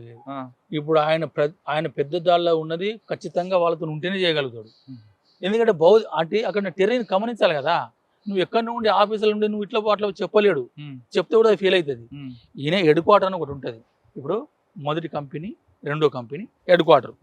ఈ రెండు చేయాలి అనుకో, హెడ్ క్వార్టర్ అనేది మెదడు, అంటే మన తలకాయ అనుకో. ఇది నడిపితేనే కదా. ఇప్పుడు ఇట్లా పో అంటే చేయలు ఎట్లయితే ఆడిస్తాయో ఇది చెప్తే ఆయన హెడ్ క్వార్టర్లు ఉంటాడు. ఆయన చెప్పిన ప్రకారం మన బలగాలు మోహరించవలసిందే. ఆయన ఫీల్డ్లో ఉన్నాడు, ఎక్కడో ఉండి చెప్పలేడు. ఎక్కడో ఉండి చెప్తే అవి ఫెయిల్ అయిపోతాయి. ఆయన డైరెక్టే బలగాలతో ఉండేది, నడిపించేది. వెళ్ళాలి. మీరు చెప్పింది కరెక్టే. సెట్ పట్టుకొని చెప్తాడు. ఎందుకంటే హెడ్ క్వార్టర్ ఆయనకు 20 మంది ఉంటారు, 20 మంది ఉంటారు, రన్నర్స్ ఉంటారు, గాయాలైతే మోసుకపోయే ఉంటారు హెడ్ క్వార్టర్ లోపల. వాళ్ళతో పాటుగా పోతాడు, రన్నింగ్ చేస్తాడు. అంటే ఇప్పుడు మీరు చెప్తున్నట్లుగా ఒక దాడి జరిగింది అనుకోండి, ఆ దాడికి ముందే వ్యూహం వేస్తాడా, ఇది అన్ఎక్స్పెక్టెడ్ వచ్చిన దాడులు ఉంటాయి? ఇప్పుడు ముకురము ఉందనుకో, 76 మంది, అది ప్లానింగ్ తో జరిగింది. అది అంటే డెలిబరేట్ అంబుషే. మిగతా ఏంటంటే శత్రువు వచ్చిన తర్వాత అప్పటికప్పుడు పోయి కూర్చొని అంటే పోలీసులు రాగానే కొట్టడం ఒక రకమైంది. ఇంకోటి ఈ అపరిచితులు కానీ డెలిబరేట్లో కానీ దొరకకపోతే వాళ్ళు పోతున్న క్రమంలో తన బలగాల్ని పోయి ఫైరింగ్ చేసి ఆపి కొట్టడం అనేది ఈ మొబైల్ అంబుష్. ఇట్లనే చేసేది, అట్లనే చేసి ప్లానింగ్తో చేసేది, ప్లానింగ్ కాకుండా కూడా అప్పుడప్పుడు ఎదురు పడితే కూడా వెంబడి చేసేది. ఓకే, కానీ ఇప్పుడు ఎంట్రీ ఒకటి చూపిస్తాం, ఎంట్రీ ఎగ్జిట్ అంటే వెళ్ళడం ఒక దగ్గర, రావడం ఇంకో దగ్గర. వెళ్ళడం రావడం ఒకే దారి కావద్దు అని చెప్తాడట, నిజమేనా? అంటే ఒక ఆంబుష్కి వేసినప్పుడు ఏ విధంగా లోపలికి వెళ్ళాలి, మనం వచ్చేటప్పుడు రిట్రీట్ అవుతున్నప్పుడు మనం ఎలాగ రిట్రీట్ అవ్వాలి, ఎక్కడ మనం ఏపీటీ పెట్టుకోవాలి, ఇదంతా ఉంటుందా? ప్రతి దాడిలో కానీ ప్రతి క్యాంపులో కానీ ప్రతి దగ్గర ఒక 3 ఏపీట్లు ఉంటాయి. ఒకటో 24 గంటల్లో ఉంటుంది, ఇంకోటో 3 రోజులలో ఉంటుంది, ఒకటో తర్వాత 3 రోజులు కూడా కలవకపోతే జనరల్గా 15 రోజులది, నెలలో ఒకటి ఉంటుంది. ఇది కూడా దాడికి ప్లానింగ్లో భాగంగా. అంటే ఇప్పుడు డెలిబరేట్ అంబుష్ ఉంటుంది కదా, అది రిహార్సలే చేస్తాం. అది బాంబులు ఎక్కడ పెట్టాలి, మైన్ ప్రూఫ్ అయితే ఎక్కడికి వస్తుంది, ఇంకా అది మొత్తం బాంబింగ్ మొత్తం సెట్టింగ్ చేసిన తర్వాత ఎట్లా కొట్టాలి, ఎట్లా చేయాలి, పోలీసులు ఏ బొందల కవర్ చేసుకుంటారు, ఏ సెట్ల కవర్ చేసుకుంటారు అనేది ముందు ప్లానింగ్లో బాగుంటుంది. అప్పుడు ఈ రకంగా మనం రిట్రీట్ కావాలి, ఇట్లా పోవాలి, ఇట్లా అటాక్ అయింది అనుకో మరి ఇట్లా పోవాలి, ఇది రిహార్సల్ భాగంగా ఉంటుంది.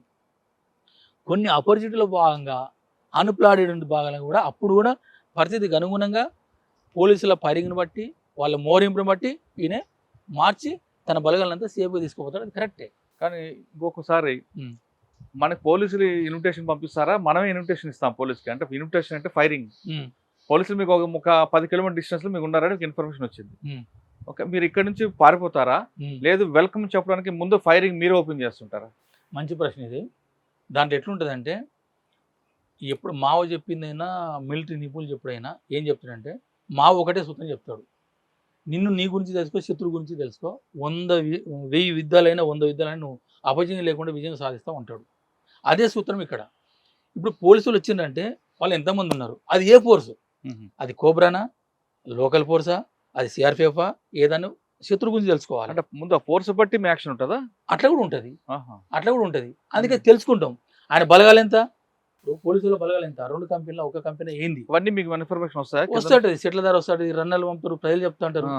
దీన్ని బట్టి మన బలం ఎంత, మన సంఖ్య ఎంత, మన తుపాకులు ఎంత, ఇక్కడ మన తూటాలు ఎంత, ఒకరి దగ్గర ఒక 50 తూటాలని అనుకో, ఎన్ని కొట్టగలుగుతాం, మళ్ళీ రిటైర్లు ఎన్ని ఉంచాలి, ఇవన్నీ ప్లాన్లో భాగంగా ఎంతసేపు ఉండగలుగుతాం అక్కడ. తూటాలు ఒక్కొక్క దగ్గర 50 ఉన్నాయి, ఒక దగ్గర 10 ఉన్నాయి, ఎంతసేపు కొట్టాలి అక్కడ మనం? ఆ యుద్ధం అది 10 నిమిషాలే, అక్కడ అర్ధ గంటనే. అంటే అనివార్యంగా పెరుగుతుంది చెప్పలేం, అవును. కానీ డిసైడ్ చేయబడుతుంది మన బలం, ఆ పోలీసుల బలం.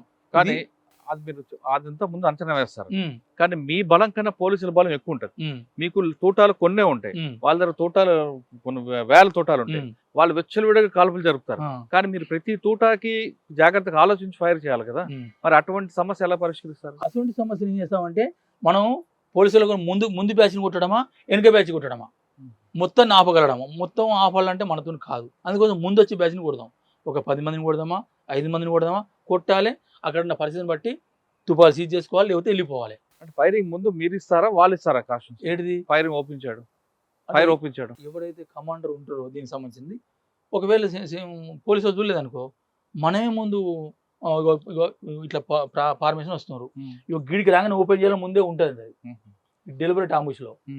ఇక అపరిచిత ఆఫీసులో ఆంబుష్లో అయితేనో అది కూడా ఇగో కమాండర్ ఓపెన్ చేస్తాడు. కమాండర్ ఇగో ఇంతమంది రాగానే అక్కడికి ఆఫ్ చేయాలి. ఈ కిల్లింగ్ జోన్లో ఒక 5 కావాలన్నా 10 మంది కావాలన్నది డిసైడ్ కమాండర్ చేస్తాడు. మిగతా వాళ్ళంతా అక్కడనే ఆపేస్తాం. కొన్నిసార్లు హిడ్మాకి అంటే యుద్ధ నీతి పక్కన పెట్టి ఒక పార్టీ వస్తుంది, శత్రువు దగ్గరలోకి వస్తున్నాడు, 5 కిలోమీటర్ దాని దగ్గరలో ఉన్నాడు. మీరేం చేస్తారంటే మీకు తెలుసు ఎదురుగా వస్తున్నాడు, తూర్పు వైపు నుంచి శత్రువు వస్తున్నాడని మీరు తెలిసినా మీరు కావాలని నార్త్ వైపు కొడతారట, పడమర వైపు, అంటే శత్రు వైపు కాకుండా శత్రువు దృష్టి మరలించడానికి అటువైపు నుంచి ఫైరింగ్ చేస్తారు. నిజమేనా? అయితే కొన్ని ఘటనలు అంటే పోలీసులను డైవర్షన్ చేయడానికి, అట్రాక్షన్ డైవర్షన్ చేయడానికి అట్లా కూడా ఉపయోగిస్తాం. అటు కూడా ఉన్నారు, ఎందుకంటే డివైడ్ ఇదే బేసు 2 భాగాలు అవుతారు కదా, అట్లా 2 భాగాలు చేస్తే తక్కువ అవుతారు, అప్పుడు కొట్టవచ్చు అని అటువైపు అందుకు అటు ఉన్నామని కూడా చూపిస్తుంటారా? అట్లా కూడా ఉంటుంది. ఎందుకంటే ఇప్పుడు 100 మంది ఉన్నారు పోలీసులు, అట్లా డైవర్షన్ కోసం వాళ్ళకు కొంతమంది అటు ఎంగేజ్ చేయాలంటే కొంతమంది అటు కూడా ఫైరింగ్ చేస్తారు. ఖాళీ తెలుసు మీకు ఎవరు ఉండరని. అంటే ఈ కొంతమందిని పోలీసు బలగాలను కొంతమంది డివైడ్ చేయాలంటే అట్లా కూడా చేసి మెయిన్ ఎంతమంది మనం కొట్టాలనుకుంటే అంతమంది కొట్టడం జరుగుతుంది.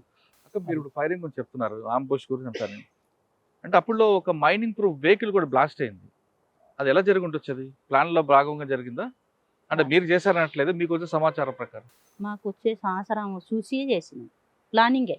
అంటే అది మైనింగ్ ప్రూఫ్ వెహికల్ కదా, అది వెళ్తుంది అనుకున్నారు ముందు, లేదా అన్ఎక్స్పెక్టెడ్ వచ్చి పడిపోయింది? అది లేదే, ఊకే పోయేది, ఆ రోడ్డు మీద ఊకే తిరిగింది, చుట్టూ రోడ్కు అదు సైడ్ మొత్తం పోర్స్ ఉండేది, ఇది మధ్యలో తిరిగేది.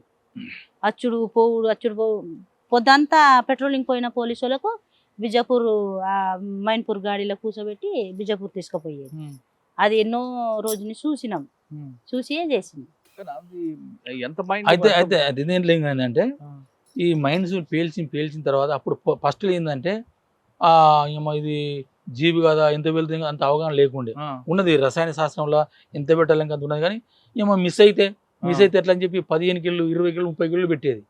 పెట్టేటప్పుడు అందులో 6-7 పోలీసు వాళ్ళు జీబు అంటే అది తునకలి తుపాలు దొరకపోయేది.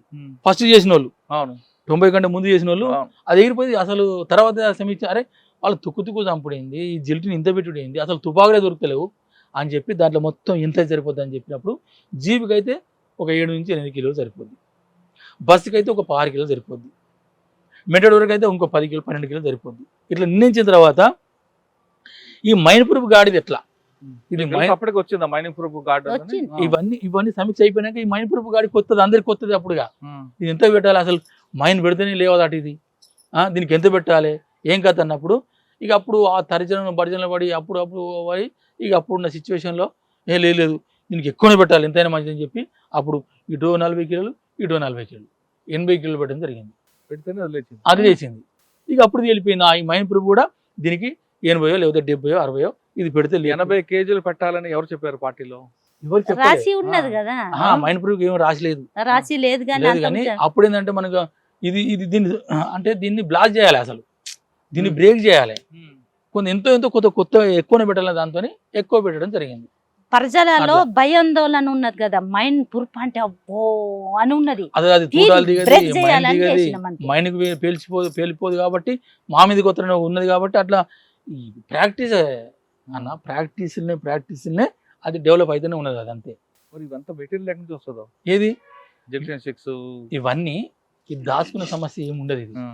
ఇది ఏంటంటే తుపాకులు అంటే మనం పోలీసుల దగ్గర తీసుకుంటాం. ఒకటే మనకు అక్కడ పార్టీలో ఉన్నది అది ఎట్లా వస్తుందని ఇప్పుడు కొందరు రకరకాలు చెప్తున్నారు. మూడే కుల్లంకుల్లో చెప్పుకోవాలంటే, ఒకటి శత్రువుని ఆధారపడాలి అనేది ఇది మెయిన్ ఇది. అంటే నీకున్న శత్రు గోదాలే నీ గోదాములు, నీ దగ్గర శత్రువు దగ్గర అంటే పోలీసుల దగ్గర ఉన్న ఆయుధాలు నీ ఆయుధాలు. అది మావో చెప్పింది, అది ఇంప్లిమెంట్ చేసిండు, అది నేపాల్ జరిగింది, అన్ని దేశాల్లో జరిగింది. మనము స్వాధీనం చేసుకోవడం ఫస్ట్ ఆప్షన్. ఫస్ట్ ఆప్షన్ నువ్వు క్యాంపుల మీద పడతావా, స్టేషన్ల మీద పడతావా, పోలీసులు చంపి గుంజుకుంటావా, ఇది ఫస్ట్ ఆప్షన్. నువ్వు సీజ్ చేసుకోవాలి అంతే. శత్రు ఆయుధాలు నీ ఆయుధాలు.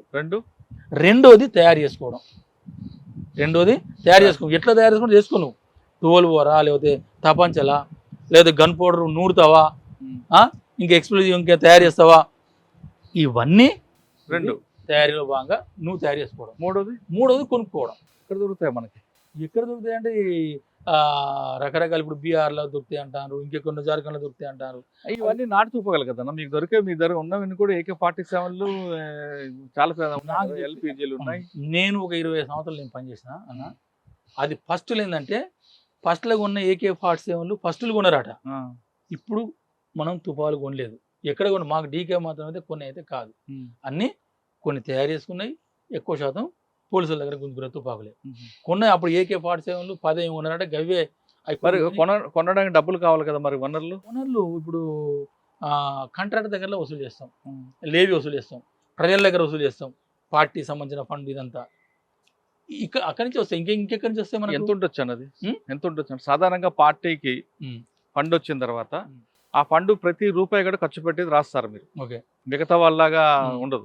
మీరు టీ తాగింది రాస్తారు, పేపర్ కొందుకు రాస్తారు. అందులో పార్టీకి ఎలాంటి ద్రోహం చేయరు. పార్టీ ఇచ్చిన క్రమశిక్షణ అది. అకౌంట్స్ ఖచ్చితంగా మెయింటైన్ చేస్తారు. మిగతా వాడు అది బయట ఉన్నాడైతే కొంచెం వెనకేసుకుంటాడు అన్న. ఇది చెప్పాలి ప్రజలకు కూడా. ఇప్పుడు చాలా మందికి ఎట్లున్నదంటే నక్సలైట్ల దగ్గర ఫుల్ బంగారం ఉన్నది, డబ్బు ఉన్నది అనేది ఇది బాగా ప్రచారం అయిపోయింది. సరే నేను నా అనుభవం చెప్తున్నా. ఒకవేళ డబ్బు కోసమే పోతే, డబ్బే సంపాదించుకోవాలనుకుంటే 25 ఏళ్ళ గడ్డిగా అవసరం లేదా? గది పచ్చి పులుసు, చింత పులుసు, లేకపోతే గొడ్డుకారం అవసరం లేదు కదా. అది 5 ఏళ్ళు 3 ఏళ్ళు కూడా సంపాదించుకొని రావచ్చు కదా. అది కాదు, డబ్బు ఉంటది మనకు, బ్యాంక్ అకౌంట్లు ఉండయి, మనకు ఆధార్ కార్డు ఉండదు, ఇంకేముండదు. కాబట్టి మనం ఏం చేస్తాం, తెచ్చిన డబ్బు మనం డంపే పెడతాం, భూమిలో పెడతాం, ఆ డబ్బాలలో పెడతాం. అవి కూడా లెక్కలు ఉంటాయి.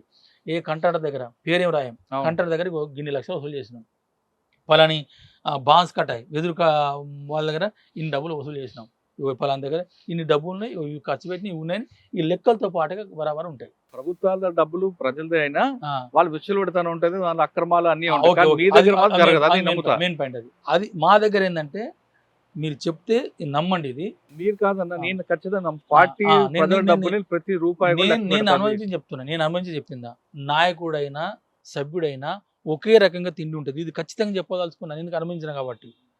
డ్రైయర్స్ 3 సంవత్సరానికి, బనియన్స్ 3, నెలకు ఒక 2 సబ్బును, ఒక లైబాయ్ కూడా ఒక ముక్క, 6 నెలలకు ఒక దువ్వెనే, అద్దం బలుపు అద్దం, ఒక లుంగి, ఒక ఆలివ్ గ్రీన్ డ్రెస్సులు 2.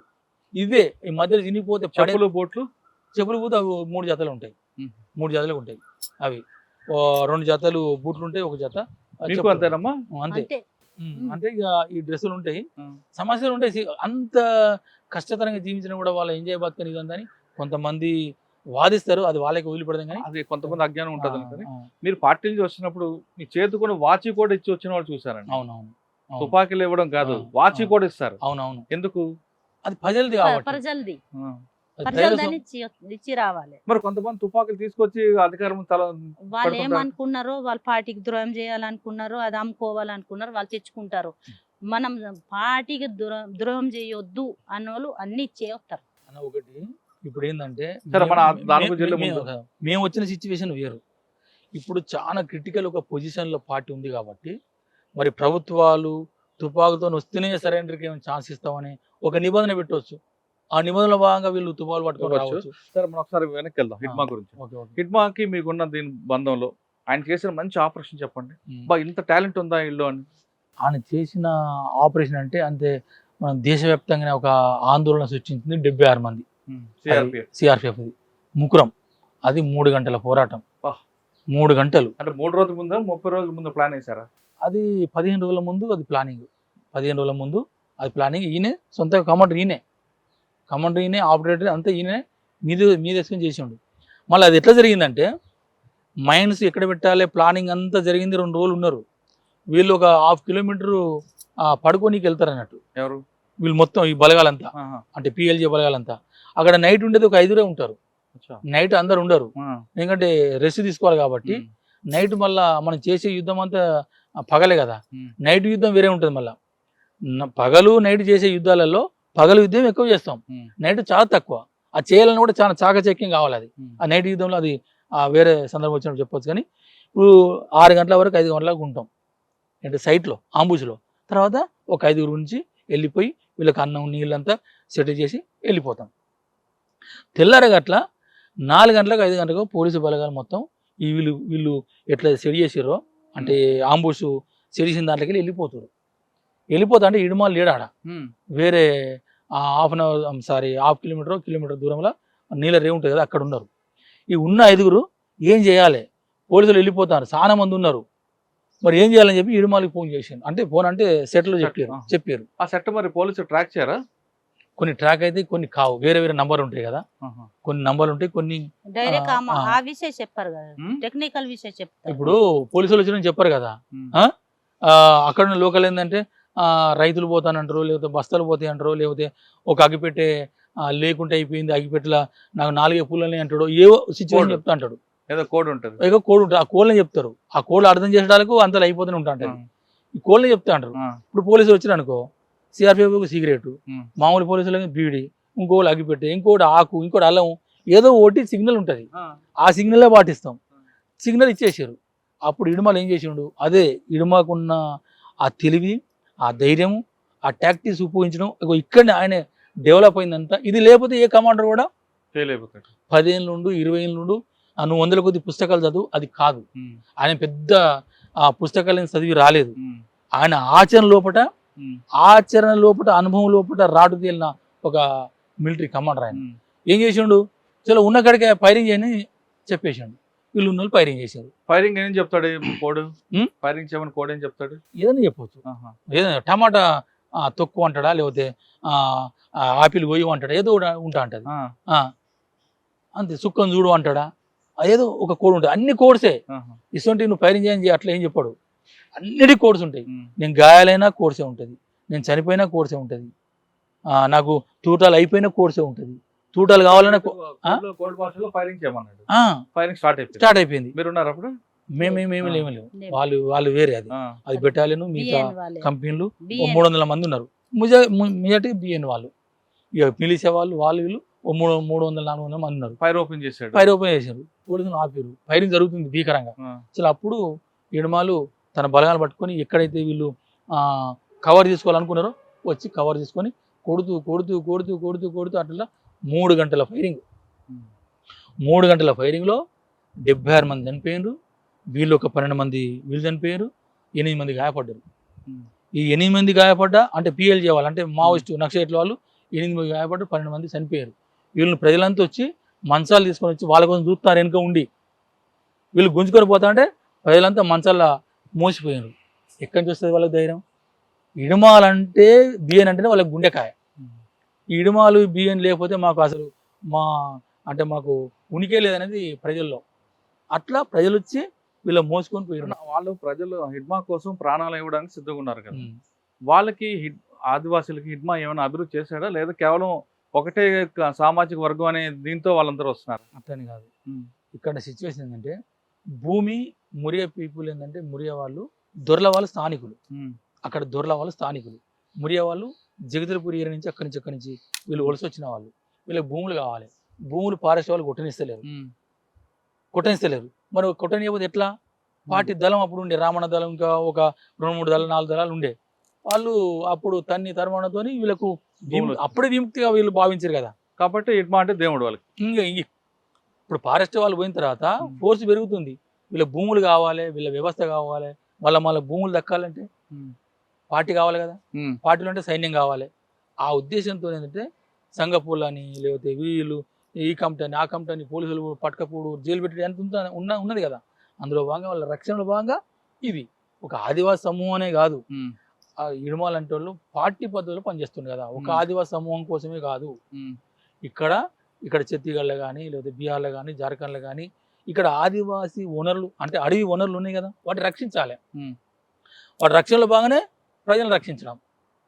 అవి కోల్పోతే కాదు. ఇప్పుడు మనం చూస్తున్నాం సార్, ఇప్పుడు ఏంటంటే ఇక్కడ అన్ని గిట్టలు అన్ని కథాన్ల కోసం ఇంకేమన్నా అది అవి గ్రైండ్ వెళ్తాయని చెప్పి అన్ని తవ్వి చూసారు. అక్కడ ఇంతవరకు బయలుదేరి తప్ప ఎక్కడ కూడా తవ్వి చూసింది లేదు. వాటి రక్షణలో భాగంగా ఆ భూమి కోసం, ఆ ప్రజలకు అండగా ఉండడం కోసం ఆయనే ఆ యుద్ధ పార్టీ నేతృత్వంలో, పార్టీ గైడెన్స్లో పడినాయి. అంత తెలివైన వ్యక్తి మీరు చెప్తున్నారు. ఆ టోపోగ్రఫీ, ఆ భౌగోళిక పరిస్థితులు అంత అవగాహన ఉంది. శత్రువుని తక్కువ అంచనా వేయని వ్యక్తి. శత్రువుని ఎప్పుడు తక్కువ అంచనా కనిపించట్లేదు ఆయన చరిత్రలో. ఇప్పుడు శత్రువుని ముందస్తు చూసుకొని చేయడం. అంత తెలివైన వ్యక్తి ఇక్కడ మారేడుమిల్లికి ఎందుకు వచ్చాడు? అయితే దీంట్లో ఇడుమాల్ది ఒక విషయం చెప్పడం మర్చిపోయినా. ఇతనికి ఒక అన్న ఉంటాడు, ఒక అన్న ఉంటాడు, 2 అక్కలు, 2 చెల్లెళ్ళు, 2 తమ్ముళ్ళు. ఇతను పెద్ద కుటుంబం, చాలా పేదరికం అన్నట్టుగా. ఈ భూమి దున్ని పంట పండిస్తే తప్ప వీళ్ళకు అది లేదు. 2 తమ్ముళ్ళు చనిపోయారు, 2 అక్కలు ఉన్నారు, 2 చెల్లెలు ఉన్నారు, అన్న ఉన్నాడు, వీళ్ళ అమ్మ ఉన్నది, వీళ్ళ నాన్న కూడా చిన్నప్పుడు చనిపోయింది. ఇప్పుడు ఈయన చాలా పేదరికం అంటే చాలా పేదరికం నుంచి వచ్చిన వ్యక్తి. ఆ ఇంటి పేదరికాన్ని చూసిండు, ఇటు ప్రజల్ని చూసిండు. ఈ అన్నిటితోనంటే ఈ పార్టీ ఒకటే పేద ప్రజలకు అండగా ఉంటుంది. పార్టీ లేకుండా ఏ ప్రభుత్వాలు ప్రజల్ని చూడలేదని ఒక బలమైన అభిప్రాయం తనకు ఏర్పడ్డది. అట్లా పార్టీ సిద్ధాంతము, గైడ్లైన్స్ అంతనే ఉన్నది. అసలు ఏంటిది పార్టీలైన ఏంది, ఇవి కూడా కొన్ని విషయాలు చెప్పాలి. ఈ మారేడుమిల్లిది కొద్దిగా లేడు చెప్తా. ఇప్పుడు మేధావులలో కానీ పార్టీలలో కానీ చర్చ ఏంటంటే అసలు యుద్ధం ఎడిపోతుంది. అసలు సరెండర్ అవ్వడం కరెక్టా కాదా, తుపాకులకు అప్పగించడం కరెక్టే కాదా. సార్ దీంట్లో ఎవరమైనా పేదరికం పోవాలంటే ఏం చేయాలనేది ఎవరు దాన్ని కంక్లూడ్ చేయడం లేదు. మనకు ఫస్ట్లో ఏంటంటే చైనాది ఒక దీర్ఘకాలిక ప్రజాయుద్ధం అంటే ఒక్కొక్క ఏరియాను విముక్తి చేస్తూ లాస్ట్గా దేశాన్ని ఆక్రమించుకోవాలనేది ఆ దీర్ఘకాలిక ప్రజాయుద్ధం. అది మావో సృష్టించింది. ఒకటి రష్యా మార్గం అంటే సశస్త్ర సాయుధ తిరుగుబాటు. అంటే తుపాకులు ముందు పట్టుకోకుండానే కార్మికులలో, విద్యార్థులలో, మేధావులలో మొత్తం ఈ రాజకీయాలు సృష్టించి తుపాకులు వేరే దిక్కు డంపు చేసి ఎప్పుడైతే ప్రజలు యుద్ధానికి సిద్ధమవుతారో అప్పుడు అందరి తుపాకులు పంచి ఆ ప్రభుత్వం మీద ఒకేసారి దాడి చేసి మొత్తం అన్ని రాష్ట్రాలను ఒకేసారి ఆక్రమించుకోవాలి. అదొక రూపు. ఇప్పుడు మనకున్నది అంటే భారతదేశం భౌగోళిక, సామాజిక, ఆర్థిక పరిస్థితుల రీత్యా మనం కూడా చైనా లెక్కనే దీర్ఘకాలిక ప్రజాయుద్ధం చేయాలనేదే ఒక లైన్. ఇది ఈ లైను పద్ధతిలోనే మేము అందరం పోయిన తర్వాత ఇప్పటికి చూడండి ఇన్ని సంవత్సరాలు అవుతుంది. ఇది ఒక గెర్ల యుద్ధం నుంచి మొబైల్ యుద్ధం, స్థావర యుద్ధం అంటే లోతట్టు ప్రాంతాలనంతా విముక్తి చేస్తూ బేస్ ఏరియాలు నిర్మాణం చేస్తూ ఒక్కొక్క రాష్ట్రాన్ని ఆక్రమించుకొని దేశాన్ని ఆక్రమించుకొని ఈ పెద్ద ఒక వ్యూహం. ఇది ఈ వ్యూహంలో భాగంగా దండకరణకు ఇక్కడ శత్రువు అంటే పోలీసులు తక్కువ ఉంటారు కాబట్టి, ప్రజలు సామాజిక పరంగా వెనుకబడి ఉంటారు కాబట్టి, అక్కడ పార్టీ అంటే బాగా విశ్వాసంగా కొట్లాడతారు కాబట్టి, దాని సపోర్ట్గా అడిగి ఉంది కాబట్టి, గుట్టలనే కాబట్టి అక్కడి నుంచి స్టార్ట్ చేద్దాము అని చెప్పి కొండపల్లి సీతారాం ఏం చేసినంటే ఇంత తెలంగాణలో మైదాన ప్రాంతంలో నిర్బంధం ఉంటే తట్టుకోలేమని దాంతో ముందు చూపుతోనే 1980లో ఒక 7 దళాలని ఆదిలాబాదు, తూర్పుగోదావరి, గడిచిరోలి, బస్తర్కు దళాలని పంపిండు. అది ఇప్పటి వరకు డెవలప్ అయింది. అది ఇంకా దీంట్లో ఏంటంటే ఇప్పుడు యుద్ధం తీవ్రతమైన తర్వాత ఈ లైన్ కరెక్ట్ కాదు, ఇది కరెక్ట్ కాదు వాదించడమే తప్ప మరి ఏది కరెక్ట్. కొంత మా దాంట్లోనో ఇది అర్ధవలస అర్ధపు సమాజం కాదు, ఇది డెవలప్ అయింది పెట్టుబడి సమాజం. మరి మేము పెట్టుబడిదారు సమాజంలో ఎలాంటి యుద్ధం చేయాలి, ఎలాంటి పోరాటం చేయాలి ఎవరి తేల్చి చెప్పడం లేని పరిస్థితిలో ఉన్నాం. ఇప్పుడు మాలాంటి వాళ్ళని కూడా అసలు ఈ లైన్ ఏంది. ఇప్పుడు కొందరు సూచన ఏంటంటే ఇప్పుడు తుపాకులతో కాదు, ఎలక్షన్లు నిలబడాలి, ఎలక్షన్లతోనే మనం పోవాలి. అదే ప్రజాస్వామ్యబద్ధంగా అంటే ఇప్పుడు ఎలక్షన్లో భాగంగా పోవాలన్నప్పుడు ఎట్లా మరి ఇది కూడా సందేహం ఉంది. మరి సిపిఐ, సిపిఎం వీళ్ళంతా పోయి ఎలక్షన్ నుంచి చేస్తారు కదా, మరి ఎందుకు వస్తలేదు, ప్రజలు ఎందుకు నమ్ముతలేరు, ఇది ఇట్లా వస్తలేదు. ఇప్పుడు దీర్ఘకాల ప్రయుద్ధం అని పోతే అట్లా విప్లవం విజయవంతం కష్టం ఉన్నది. ఈ సందిగ్ధంలో నాకు తెలిసి మేధావులు అట్లే ఉన్నారు, పార్టీ అట్లే ఉంది, మాలాంటి వాళ్ళు కూడా మధ్యలో పార్టీని వదిలిపెట్టి ఉన్న వాళ్ళు కూడా అసలు లైన్ ఏంది లేదులే. పేద ప్రజల్ని మనం ప్రజాస్వామ్యబద్ధంగా మనం ఎదిరించుకోవాలి, రావాలి, ప్రజాస్వామ్యం రావాలి, దున్యవానికి భూమి కావాలి. అందరూ సమానం బతకాలంటే ఏ రూట్లో పోవాలి? అంటే ఇప్పుడున్న పరిస్థితులకు అనుగుణంగా పార్టీ లైన్ కాదన్నది కదా ప్రధాన వాదన. ఇప్పుడు అదే ఇప్పుడు ఇప్పుడు సమాజంలో మార్పులు వచ్చాయి. ఇప్పుడు ఇన్నాళ్ళు మీకు సామాజిక స్పృహ ఉంది కాబట్టి మీలాంటి వాళ్ళందరూ త్యాగాలు చేసి వెళ్ళారు. ఇప్పుడు సామాజిక స్పృహ తగ్గిపోయింది యువతలో. వాళ్ళు ఎంతసేపు సెల్ ఫోన్కే ఎక్కువ ఆధారపడుతుంది తప్ప నా పక్కింటికి ఏమైంది, నా అమ్మకి ఏమైంది అనే విషయం కూడా అవసరం లేదు. దానికి అనుగుణంగా మనం వెళ్ళాలి తప్ప మనం అనుకున్న లైన్లోనే ఉండబట్టే ఈ పార్టీ ప్రజలు దూరమైందని మీరు నాకు చెప్తున్నట్లుగా దండకారణ్యం అదే మనకి పెద్ద సామ్రాజ్యం, మనకు శత్రువులు మన దగ్గర రారు అని భావించబట్టే కదా పార్టీ మీకు నష్టం జరిగింది. అయితే దీనిలో భాగంగా ఏంటంటే ఇది భారతదేశము అర్ధవలస అర్ధభూ సమాజం కాదని కూడా పెట్టుబడి సమాజం అనుకుందాం. పెట్టుబడి సమాజంలో ఏ ఎత్తుగడలు తీసుకోవాలి, భయపడి ఎట్లా చేయాలి అది రాయని, అది మేధావులు. ఒకప్పుడు భారతదేశంలో అసమానతలు, ఆర్థిక అసమానతలు, సామాజిక అసమానతలు ఉన్నాయి కాబట్టి పార్టీ ముందుకు వెళ్ళింది, ప్రజలు దగ్గరకు అయ్యారు. ఇప్పుడు అసలు భారతదేశంలో అసమానతలు ఎక్కడ ఉన్నాయన్న? ప్రతి 5 సంవత్సరాల కోసం ఎలక్షన్ జరుగుతుంది. మనకి బడుగు బలహీన వర్గాలు కాదు, కింది స్థాయి వర్గాల వరకు కూడా ప్రెసిడెంట్లు అవుతున్నారు, ప్రైమ్ మినిస్టర్లు అవుతున్నారు. మనకు నచ్చిన వాడిని 5 సంవత్సరాలు కానీ దించేస్తున్నాం. ఇంకా అసమానతలు ఎక్కడ కనిపిస్తాయి మీకు? ఎందుకు అవపడలేదు ఎక్కడ? అంటే ఇప్పుడు తినేవానికి తిండి, ఉండేవానికి ఇల్లు, సెల్ ఫోన్ లేని వాడు ఎవరున్నారు? సెల్ ఫోన్ లేదు, ఆ సెల్ ఫోన్ ఏమన్నా పెడుతుంది అన్నం పని కాదు, అదేం ప్రధానం. అన్నం తినకపోయినా ఆడ చేతిలో ఫోన్ ఉంటే చాలు, దానికి అలవాటు పడ్డారు ప్రజలు. నేను అనేది అంటే తిండి పెట్టేది, తిండి పెడుతుందా పెట్టదా ఒక నిమిషం. వాళ్ళు గమనించిన విషయం మన దగ్గర కాదు, ప్రజల నుంచి రావాలి. ఇది ప్రభుత్వాలు ఏం చేస్తున్నాయి, వాళ్ళకి సెల్ ఫోన్లకు అలవాటు చేస్తున్నాయి. ఎవరికి? కింద స్థాయి వ్యక్తులకి. వాడు అదే ప్రపంచం అనుకుంటున్నాడు. కానీ నన్ను ఒక విధంగా వంచన చేస్తున్న విషయాన్ని గుర్తించాలి. ఎలక్షన్ లో ఓట్లు కూడా అమ్ముకునేది ఇదే వస్తుంది. ఇక్కడ నా డబ్బు మన డబ్బు ఎందుకు ఇవ్వడు అంటున్నాడు. కాదు, మన డబ్బే మనకి ఇస్తున్నాడు. మనకిచ్చేది వ్యాపారంగా మారుతుంది రాజకీయం. అది మారబట్టే కదా ఈ పరిస్థితులు ఏర్పడుతున్నాయి.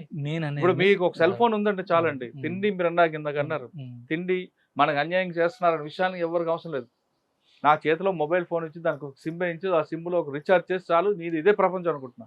ఆ తరహా ప్రజలు కొంతమంది ఉండబట్టే పార్టీకి ప్రజలు దూరం అవుతుంది అనేది కొంతమంది వాదన. ఇది ఒకటి. అయితే ప్రభుత్వాలు కూడా రాజకీయ నాయకులు నేను చెప్పుకోవాల్సిందంటే, ఇప్పుడు సెల్ ఫోన్ అలవాటు చేస్తున్నావు, తాగుడు అలవాటు చేస్తున్నావు, ఈ ఖర్చులు కావాలంటే దొంగలు, రౌడీలు, గుండాలు తయారవుతున్నారు. ఇప్పుడు నక్సలిజం పోయిందంటే ఇప్పుడు వచ్చేది అదే. నేను కుండ బద్దలు కూడా చెప్తున్నా, నక్సలిజం వీళ్ళు పోయిందంటే వీళ్ళు అంటారు కదా నక్సలిజం మొత్తం తోడేస్తాం, పీకేస్తాం, చంపేస్తాం అంటే వచ్చేది మొత్తం వాళ్ళే కాదనను. కానీ ప్రజల్లో ఒక బలమైన కోరిక ఉందంటే, ఇప్పుడున్న రాజకీయ నాయకులు అందరూ కదా, కొంతమంది మాత్రం అవినీతి పరులు అయిపోయారు, అక్రమాలు అయ్యారు. మీరు అన్నట్టుగా తాగుడికి దీనికి అలవాటు చేస్తున్నారు. అంటే వాళ్ళకి అనుగుణమైన ప్రజలు కావాలనేది లేదు, ఉచిత పథకాలని ఇవన్నీ అలవాటు చేస్తున్నారు. ప్రజలు ఏమనుకుంటున్నారు, మీలాంటి త్యాగాలు చేసిన వాళ్ళు వచ్చి చిన్న చిన్న అంటే మరీ పార్లమెంట్ తరహా కాకపోయినా కింద గ్రామీణ స్థాయిలో నిలబడితే ఎలక్షన్లో ఖచ్చితంగా మిమ్మల్ని గెలిపించడానికి సిద్ధంగా ఉన్నారు. మీరు చేసేది సాయుధ పోరాటం చేసి మీరు చేసిన త్యాగాలు వృధాయి మీకు రక్త సంబంధులందరినీ దూరం పెట్టి బాధ పెట్టే కన్నా మీరు ప్రజాస్వామ్యంలోకి వచ్చి, అంటే మీరు కాదు ఇప్పుడు ఎవరైతే ఉన్నారో అందరూ కూడా మీలాంటి వాళ్ళందరూ త్యాగాలు చేసే వాళ్ళందరూ కూడా ఒక కమిట్మెంట్ ఉంటారు. మీలాంటి వాళ్ళు ప్రజల డబ్బు అంటే అది మన డబ్బు కాదు అని భావించే వాళ్ళు మీరు, ప్రజల డబ్బు అంటే నా డబ్బు అని భావించే వాళ్ళు రాజకీయ నాయకులు. మీకు వాళ్ళకి ఉన్న తేడా అది. కాబట్టి మీలాంటి వాళ్ళు ప్రజాస్వామ్యంలోకి వచ్చి సామాన్యులుగా కింద స్థాయిలో పోటీ చేస్తే ఖచ్చితంగా ప్రజలు ఆదరిస్తారు. ఒకటి కాదు, 2 సార్లు, మొదటిసారి ఓడిపోవచ్చు, 2వ సారి ఓడిపోవచ్చు, 3వ సారి ఖచ్చితంగా ప్రజలు మేము గుర్తిస్తారు. మీలాంటి వాళ్ళు వచ్చారనుకోండి మన ప్రజాస్వామ్యం ఇంకా బలంగా ఉంటుంది అనేది నా వాదన. మీ దాంట్లో న్యాయబద్ధమైన ఒక డిమాండ్ ఉంది, ఒక ఆలోచన ఉంది, నేను దానికి ఓకే. అయితే ఇప్పుడున్న పరిస్థితులు నేను చెప్పగలుగుతా. ఇప్పుడు నేను సర్పంచ్ ఎలక్షన్లు వస్తున్నాను, నన్ను ఎన్నుకోవాలి. ప్రజలు నువ్వు అన్నట్టుగా నీతి నియమాలు చూస్తలేదు సార్, డబ్బులు చూస్తలేరు. ఎందుకంటే 10 లక్షలు తయారు చేసుకో, 15 అయితే కావచ్చు. ఇప్పుడు వీళ్ళను డబ్బులు నేను సంపాదించుకొని అప్పు తెచ్చుకొని వీళ్ళని కొని దండం పెట్టి కాలు మొక్కి నేను ఇప్పుడు సర్పంచ్ వచ్చాయి, నేను ఏం చేయాలి? మళ్ళీ నేను డబ్బు సంపాదించుకోవాలి కదా. వ్యవస్థ నిలబడండి, ఒకసారి గెలవరు, 2 సార్లు గెలవరు, 3వ సారి ఖచ్చితంగా గెలుస్తారు. మీరన్న ఇప్పుడు మీరు అదే ప్రజలు డబ్బులు ఇచ్చి ఓట్లు ఇచ్చుకోవడం కన్నా వీళ్ళని మళ్ళీ అడుక్కోవాలని మీరు అంటున్నారు. ఈ ప్రజల మార్పు ఎలా ఉందంటే, మీరు ఇంత త్యాగాలు చేశారు, 20 సంవత్సరాలు కుటుంబాల దూరంగా ఉండి మీ ఆరోగ్యాలు పాడు చేసి అదేమైనా గుర్తిస్తారనుకుంటున్నారు ప్రజలు? అదే నేను నా కోలిక ఇప్పుడు ఉన్న ఏ మార్గం కరెక్ట్ అయింది ఎట్లా అనుకున్నప్పుడు, మన భారతదేశము అన్ని దేశాల కంటే ఒక విభిన్నమైంది. కులాలు, మతాలు, దేవుళ్ళు అన్ని ఒక విభిన్నమైన వ్యవస్థ మన భారతదేశం వ్యవస్థ. ఈ వ్యవస్థలో ఈ దీర్ఘకాల ప్రయుద్ధ పంతాలని పోదాం అనుకుంటే మాత్రం అది కష్టంగానే అనిపిస్తుంది. మీరన్నట్టుగా మేము కొంతమంది మా మాజీలను చర్చించుకుంటాం, అసలు లైన్ ఇట్లా ఏంది, ఇప్పుడే మేము దిగజారిపోయి దీనంగా మేము బతలేము, మా కష్టాల మీద మేము బతుకుతున్నాం, మేము కొంతమంది ఉన్నాం అంటే న్యాయబద్ధంగా బతకాలనేది మా కోరిక ఇప్పుడు కూడా ఇంకెప్పటికి కూడా. మేము అక్రమాలకు దందాలకు మేము అది మీకు రమ్మన రాదు రాదు అందులో నుంచి వచ్చారు కాబట్టి. సార్ ఇప్పుడు ఒకటి ఏంటంటే మేము అనుకుంది ఏంటంటే ఇందులో కమ్యూనిస్ట్ పార్టీలు ఉన్నాయి కదా సార్, కమ్యూనిస్ట్ పార్టీలు చాలానే ఉన్నాయి. వారు ఏం చేయాలంటే ఇప్పుడు కొంతమంది మా కొంతమంది సోదరులు కూడా తుపాకులు వదిలిపెట్టి ఆ మార్గం కరెక్ట్ కాదు అని వస్తారు కదా, వాళ్ళు వీళ్ళు ఎవరైతే ఉన్నారో ఒక పార్టీని కొత్త పార్టీగా సృష్టించి ఆ కొత్త పార్టీగా పెట్టి దానికి ఒక ఎజెండా, దానికి ఒక ప్రణాళిక, అన్ని నియమాలు చేసి నిస్వార్థ పరులనే ఆలోచిస్తారు. మొదటిసారి ఓడిపో నేను ఎలా అంటున్నా, మరి మేమేం చేయాలంటే మేము మా స్వార్థపూరిత ప్రయోజనాన్ని వదులుకోవాలి ఇలా పనిచేయాలంటే. అంటే ఇప్పుడు సిపిఐ అంటే బీజేపీ కానీ కాంగ్రెస్ కానీ మిగతా పార్టీల కంటే ఒక విభిన్నమైన పార్టీ తయారు అవ్వాలి. ఇప్పుడు నేను ఉన్నాను అనుకో, నాకు 4 కోట్లు 5 కోట్లు 4 బిల్డింగ్ ఉన్నాయి అనుకో, నేను కొంతమంది ప్రజలు పంచాలి, నాకు ఎంత అవసరమో గంతే ఉంచుకోవాలి. ఉంచుకొని నేను ఈ పార్టీలోకి నేను పోయినా అనుకో, అందరు అట్లా వచ్చారు అనుకో, పార్టీని ప్రజలు నమ్ముతారు, మనల్ని అందరిని ఎన్నుకుంటారు. ప్రజా సంబంధించిన ప్రభుత్వం నుంచి వచ్చి ఏవైతే మనం చేయాలనుకుంటామో అవి నిరూపించగలుగుతాం. కానీ ఇప్పుడు అవన్నీ జరిగేవి కావు. దాని మీద చర్చ పెట్టాలంటే మనకు ఇంకో 2-3 గంటలు సరిపోద్ది. ఇప్పుడు సమయం తక్కువ ఉంది. లాస్ట్ ఏంటంటే ఇప్పుడు నేను తను రిటర్న్ పంపినా కదా నువ్వు పని చేయలేవని, నేను బెటాలియన్ 2లో ఉంటుంది, నేను battalion 2 commander, HRC member, military incharge కూడా, డైరెక్టర్ కూడా. ఈ చేస్తున్న క్రమంలో కూడా ఆయన దాడులు చాలా ఇన్స్పైర్గా ఉన్నాయి. ప్రపంచకైనా దేశానికైనా మన పార్టీలైనా చాలా ఇన్స్పైర్ దాడులు చేసిండు అన్నట్టు. అప్పుడు నేను ఒక లెటర్ రాసిన తనకు, ఏంటంటే కామ్రేడ్ హిడ్మా, నేను ఒకప్పుడు నిన్ను చిన్న చూపు అంటే నీ అనారోగ్య పరిస్థితులు ఇస్తే నేను చేయలేవని నేను వెనక్కి పంపిన, అది తప్పని నిరూపైంది. ఇది నా ఆత్మ విమర్శ నేను చేసుకుంటున్నా, అది నా తప్పు, నీకు ఎంత బాధించిందో ఎంత బాధ పెట్టిందో అని ఒక లెటర్ రాసిన. లెటర్తో తను సంతృప్తి చెంది అర్జున్ దాదా ఇప్పుడు గ్రహించిండు నా పోరాటాన్ని కానీ నా సామర్థ్యం గ్రహించని అని మళ్ళీ ఒకసారి నాకు కలిసినప్పుడు చెప్పిండు. అర్జున్ దాదా జిందాబాద్ అన్నాడు. నాకు కూడా చెప్పారు, ఏమని ఇట్లా రాశారు, నాకు అక్క పెద్ద అక్క అనే చెప్పేది. సంతోషపడ్డా నేను. అయితే ఇంత తెలివి, ఇంత సామాజిక స్పృహ, ప్రజల్లో ఆ కలిసిపోయే తత్వం ఉన్న వ్యక్తి అంత ఈజీగా ఎలాగొచ్చారన్న మారేడుమిల్లికి ఏం సంబంధం? ఇది ఒక్కటి గ్రహించాలి, అది ఇప్పుడున్న సిచ్యువేషన్ నాకు అనిపించేది. అసలు మారేడుమిల్లికి ఆయనకి సంబంధం ఉందా? సంబంధం లేదు. ఈయనకు 2 కొన్ని ఏంటంటే ఈ నరాయణ బనేత అనేది అది అందరికి తెలుసు. ఈ నరాయణ పీక్ వస్తాయి బాగా, అంటే ఇట్లా అంటాడు, ఇట్లా బాగా అంటాడు. ఈ నరాలు బాగా పీక్ వచ్చే సమస్య బాగుంటుంది, మందులు వాడతాడు, అది బాగా సీరియస్ కావచ్చు.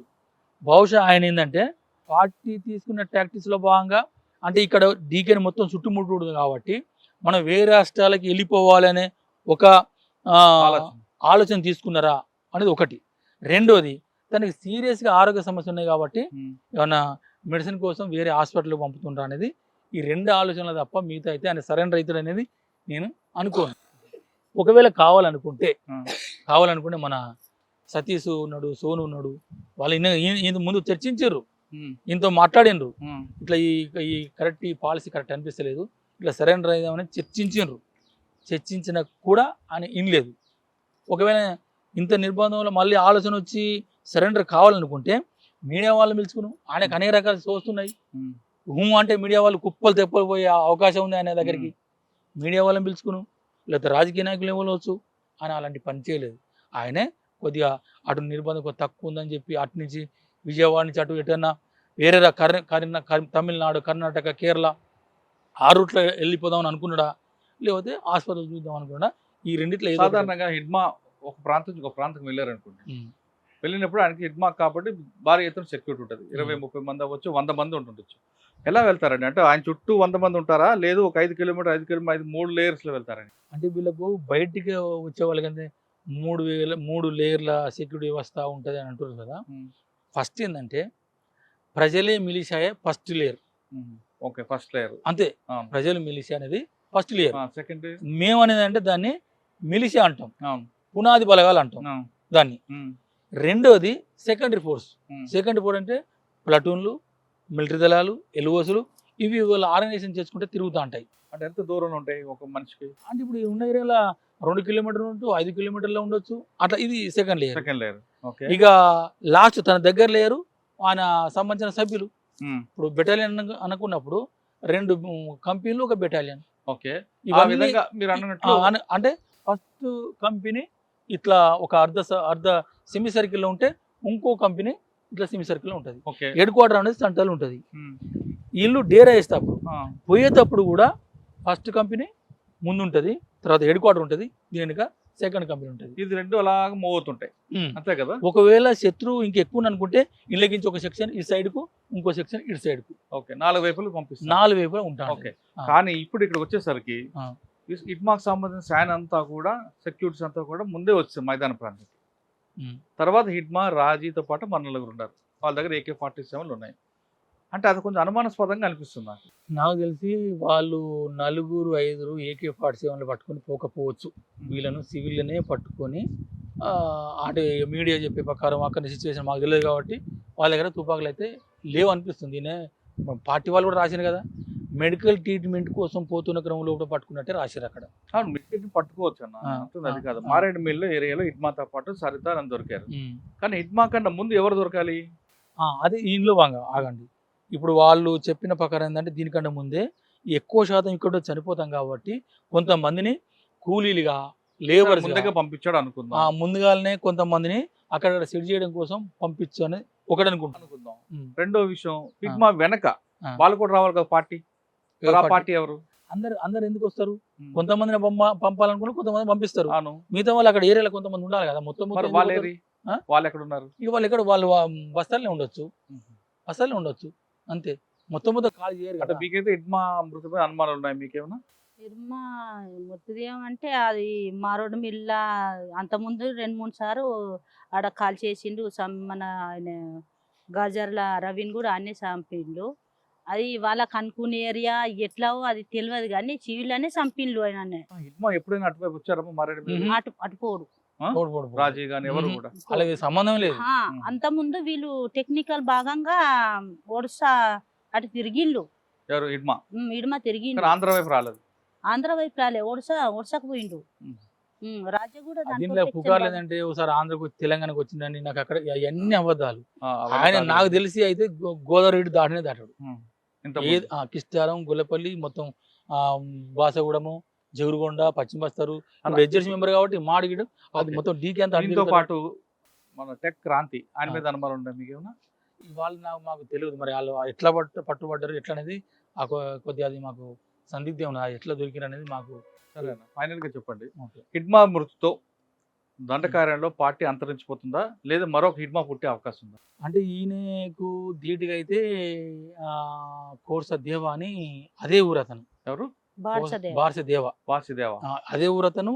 అదే మిలిటరీ లైన్ లో ఉన్న వ్యక్తి ఒక ఆయన ఆల్రెడీ ఉన్నాడు. ఒకవేళ వస్తే ఆయన రావచ్చు. మొత్తంగా అంటే ఇప్పుడు పార్టీ అంటే హిడ్మా మృతి కాకుండా మల్లోజ్ వేణుగోపాల్ గారు కానీ లేదా ఆశన్న వీళ్ళందరూ సరెండర్ అయిపోతున్నారు. వాళ్ళు సరెండర్ అవ్వడం కాకుండా దాదాపు 200 మంది 300 మంది తీసుకొచ్చేస్తున్నారు బయటికి. మరి ఇటీవల తెలంగాణ కూడా అయింది. ఇంకా దేవ్జీ, తిప్పర్ తిరుపతి, ఇంకా లోపల ఉంది కూడా మళ్ళా రాజారెడ్డి గారు లేదా ముప్పాల లక్ష్మణరావు గారు లేదంటే ముప్పిడి సాంబయ్య, తరళపల్లి ఆయన ఒకరు సాంబయ్య వచ్చినట్టున్నారు కదా. ముప్పిడి సాంబయ్య, తర్వాత ఈయన దామోదర్, చొక్కా దేవేంద్ర, చొక్కా జోగారావు, వీళ్ళు కనిపిస్తున్నారు మెయిన్. అంటే మన తెలుగు వాళ్ళు వీళ్ళు 2 రాష్ట్రాలకు సంబంధించిన వీళ్ళు కాకుండా అటు ఛత్తీస్గఢ్ ఏరియాలో కొంచెం స్ట్రాంగ్ పర్సన్స్ ఎవరు? ఛత్తీస్గఢ్ ఏరియాలో అంటే స్ట్రాంగ్ లోకల్ గా ఆయన వెలుగులోకి రాడు కానీ రామ్దేర్ అని ఒక ఉన్నాడు. రామ్దేర్ ఈ ఇడుమా కంటే ముందే నాతో ఇజ్జస్లోకి వచ్చాడు.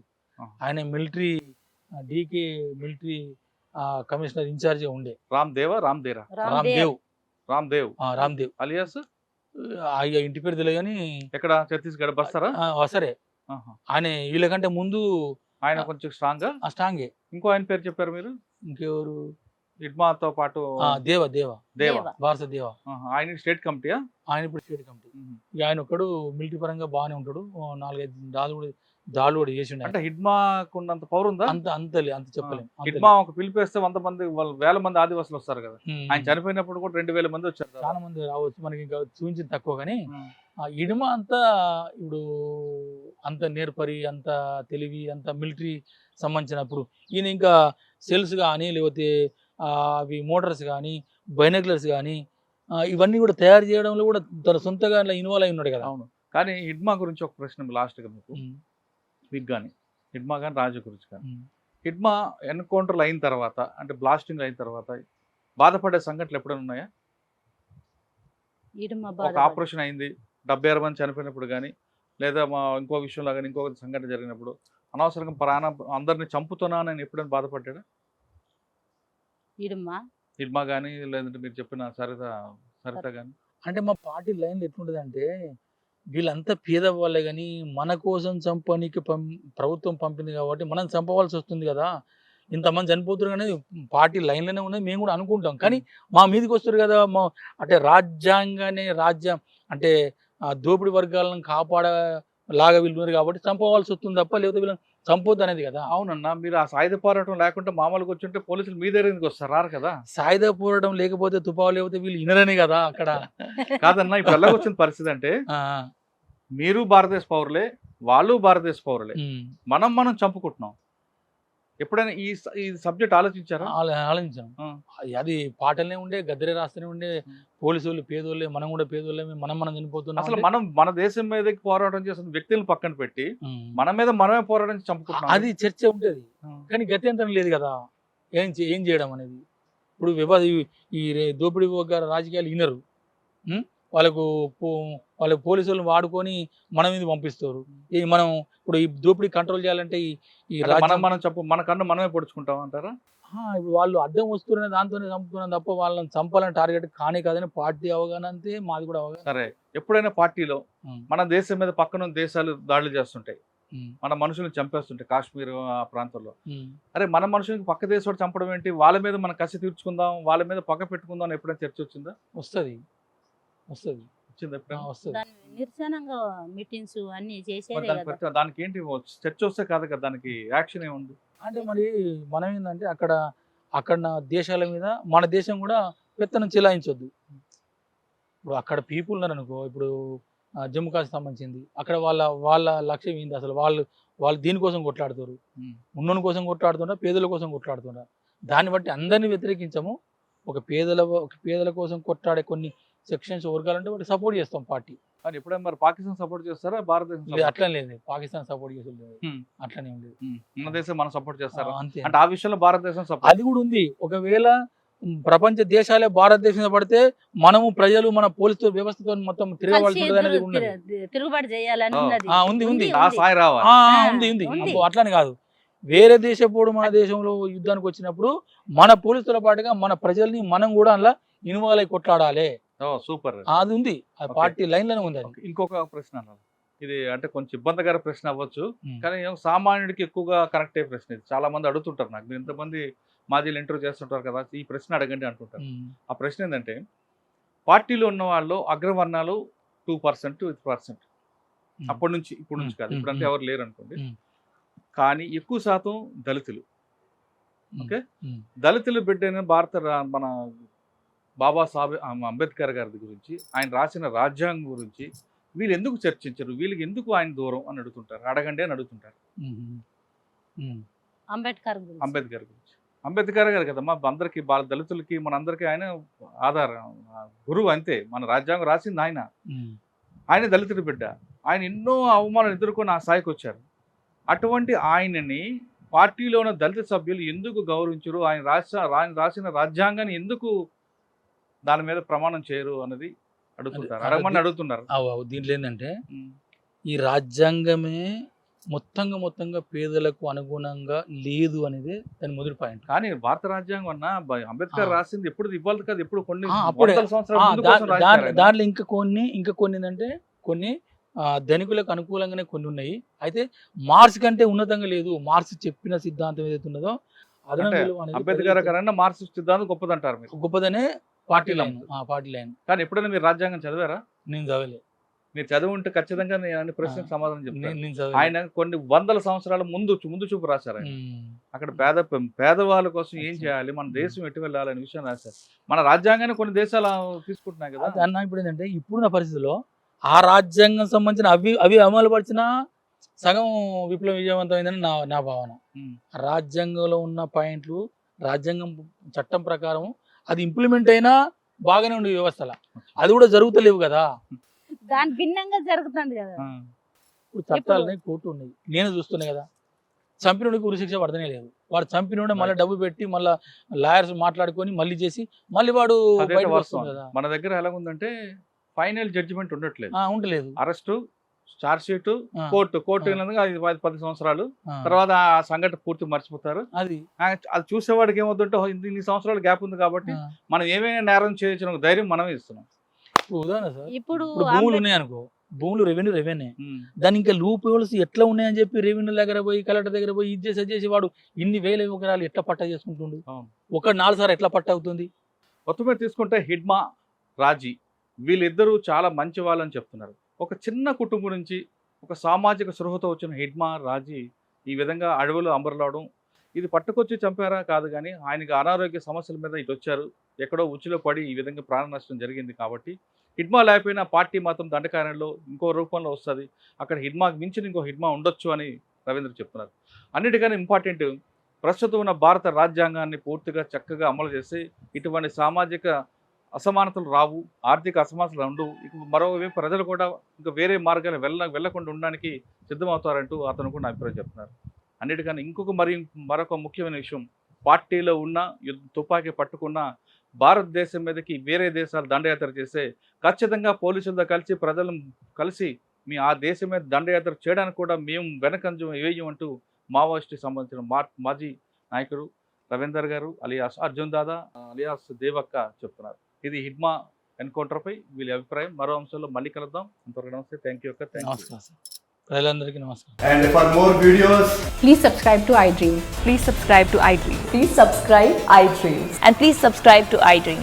For more videos, subscribe to iDream. please like, share and subscribe to the channel. Congratulations, iDream. Subscribe to iDream. Subscribe to iDream. So subscribe to iDream Media. iDream ki iDream team andarki huge congratulations. Please subscribe iDream Media. Please subscribe to iDream. Subscribe iDream. Please subscribe to iDream. iDream అంటే నా కళల ఛానల్ను subscribe చేసుకున్న నోరు తిరుగుతలేదు, మీరైతే గంట గుర్తు కొట్టండి. For more such videos, please subscribe to iDream. Subscribe to iDream. Please subscribe to iDream. Please subscribe iDream Media. Please do subscribe to iDream. Please subscribe to iDream Media. For best entertainment and information, please subscribe iDream. And don't forget to subscribe to iDream.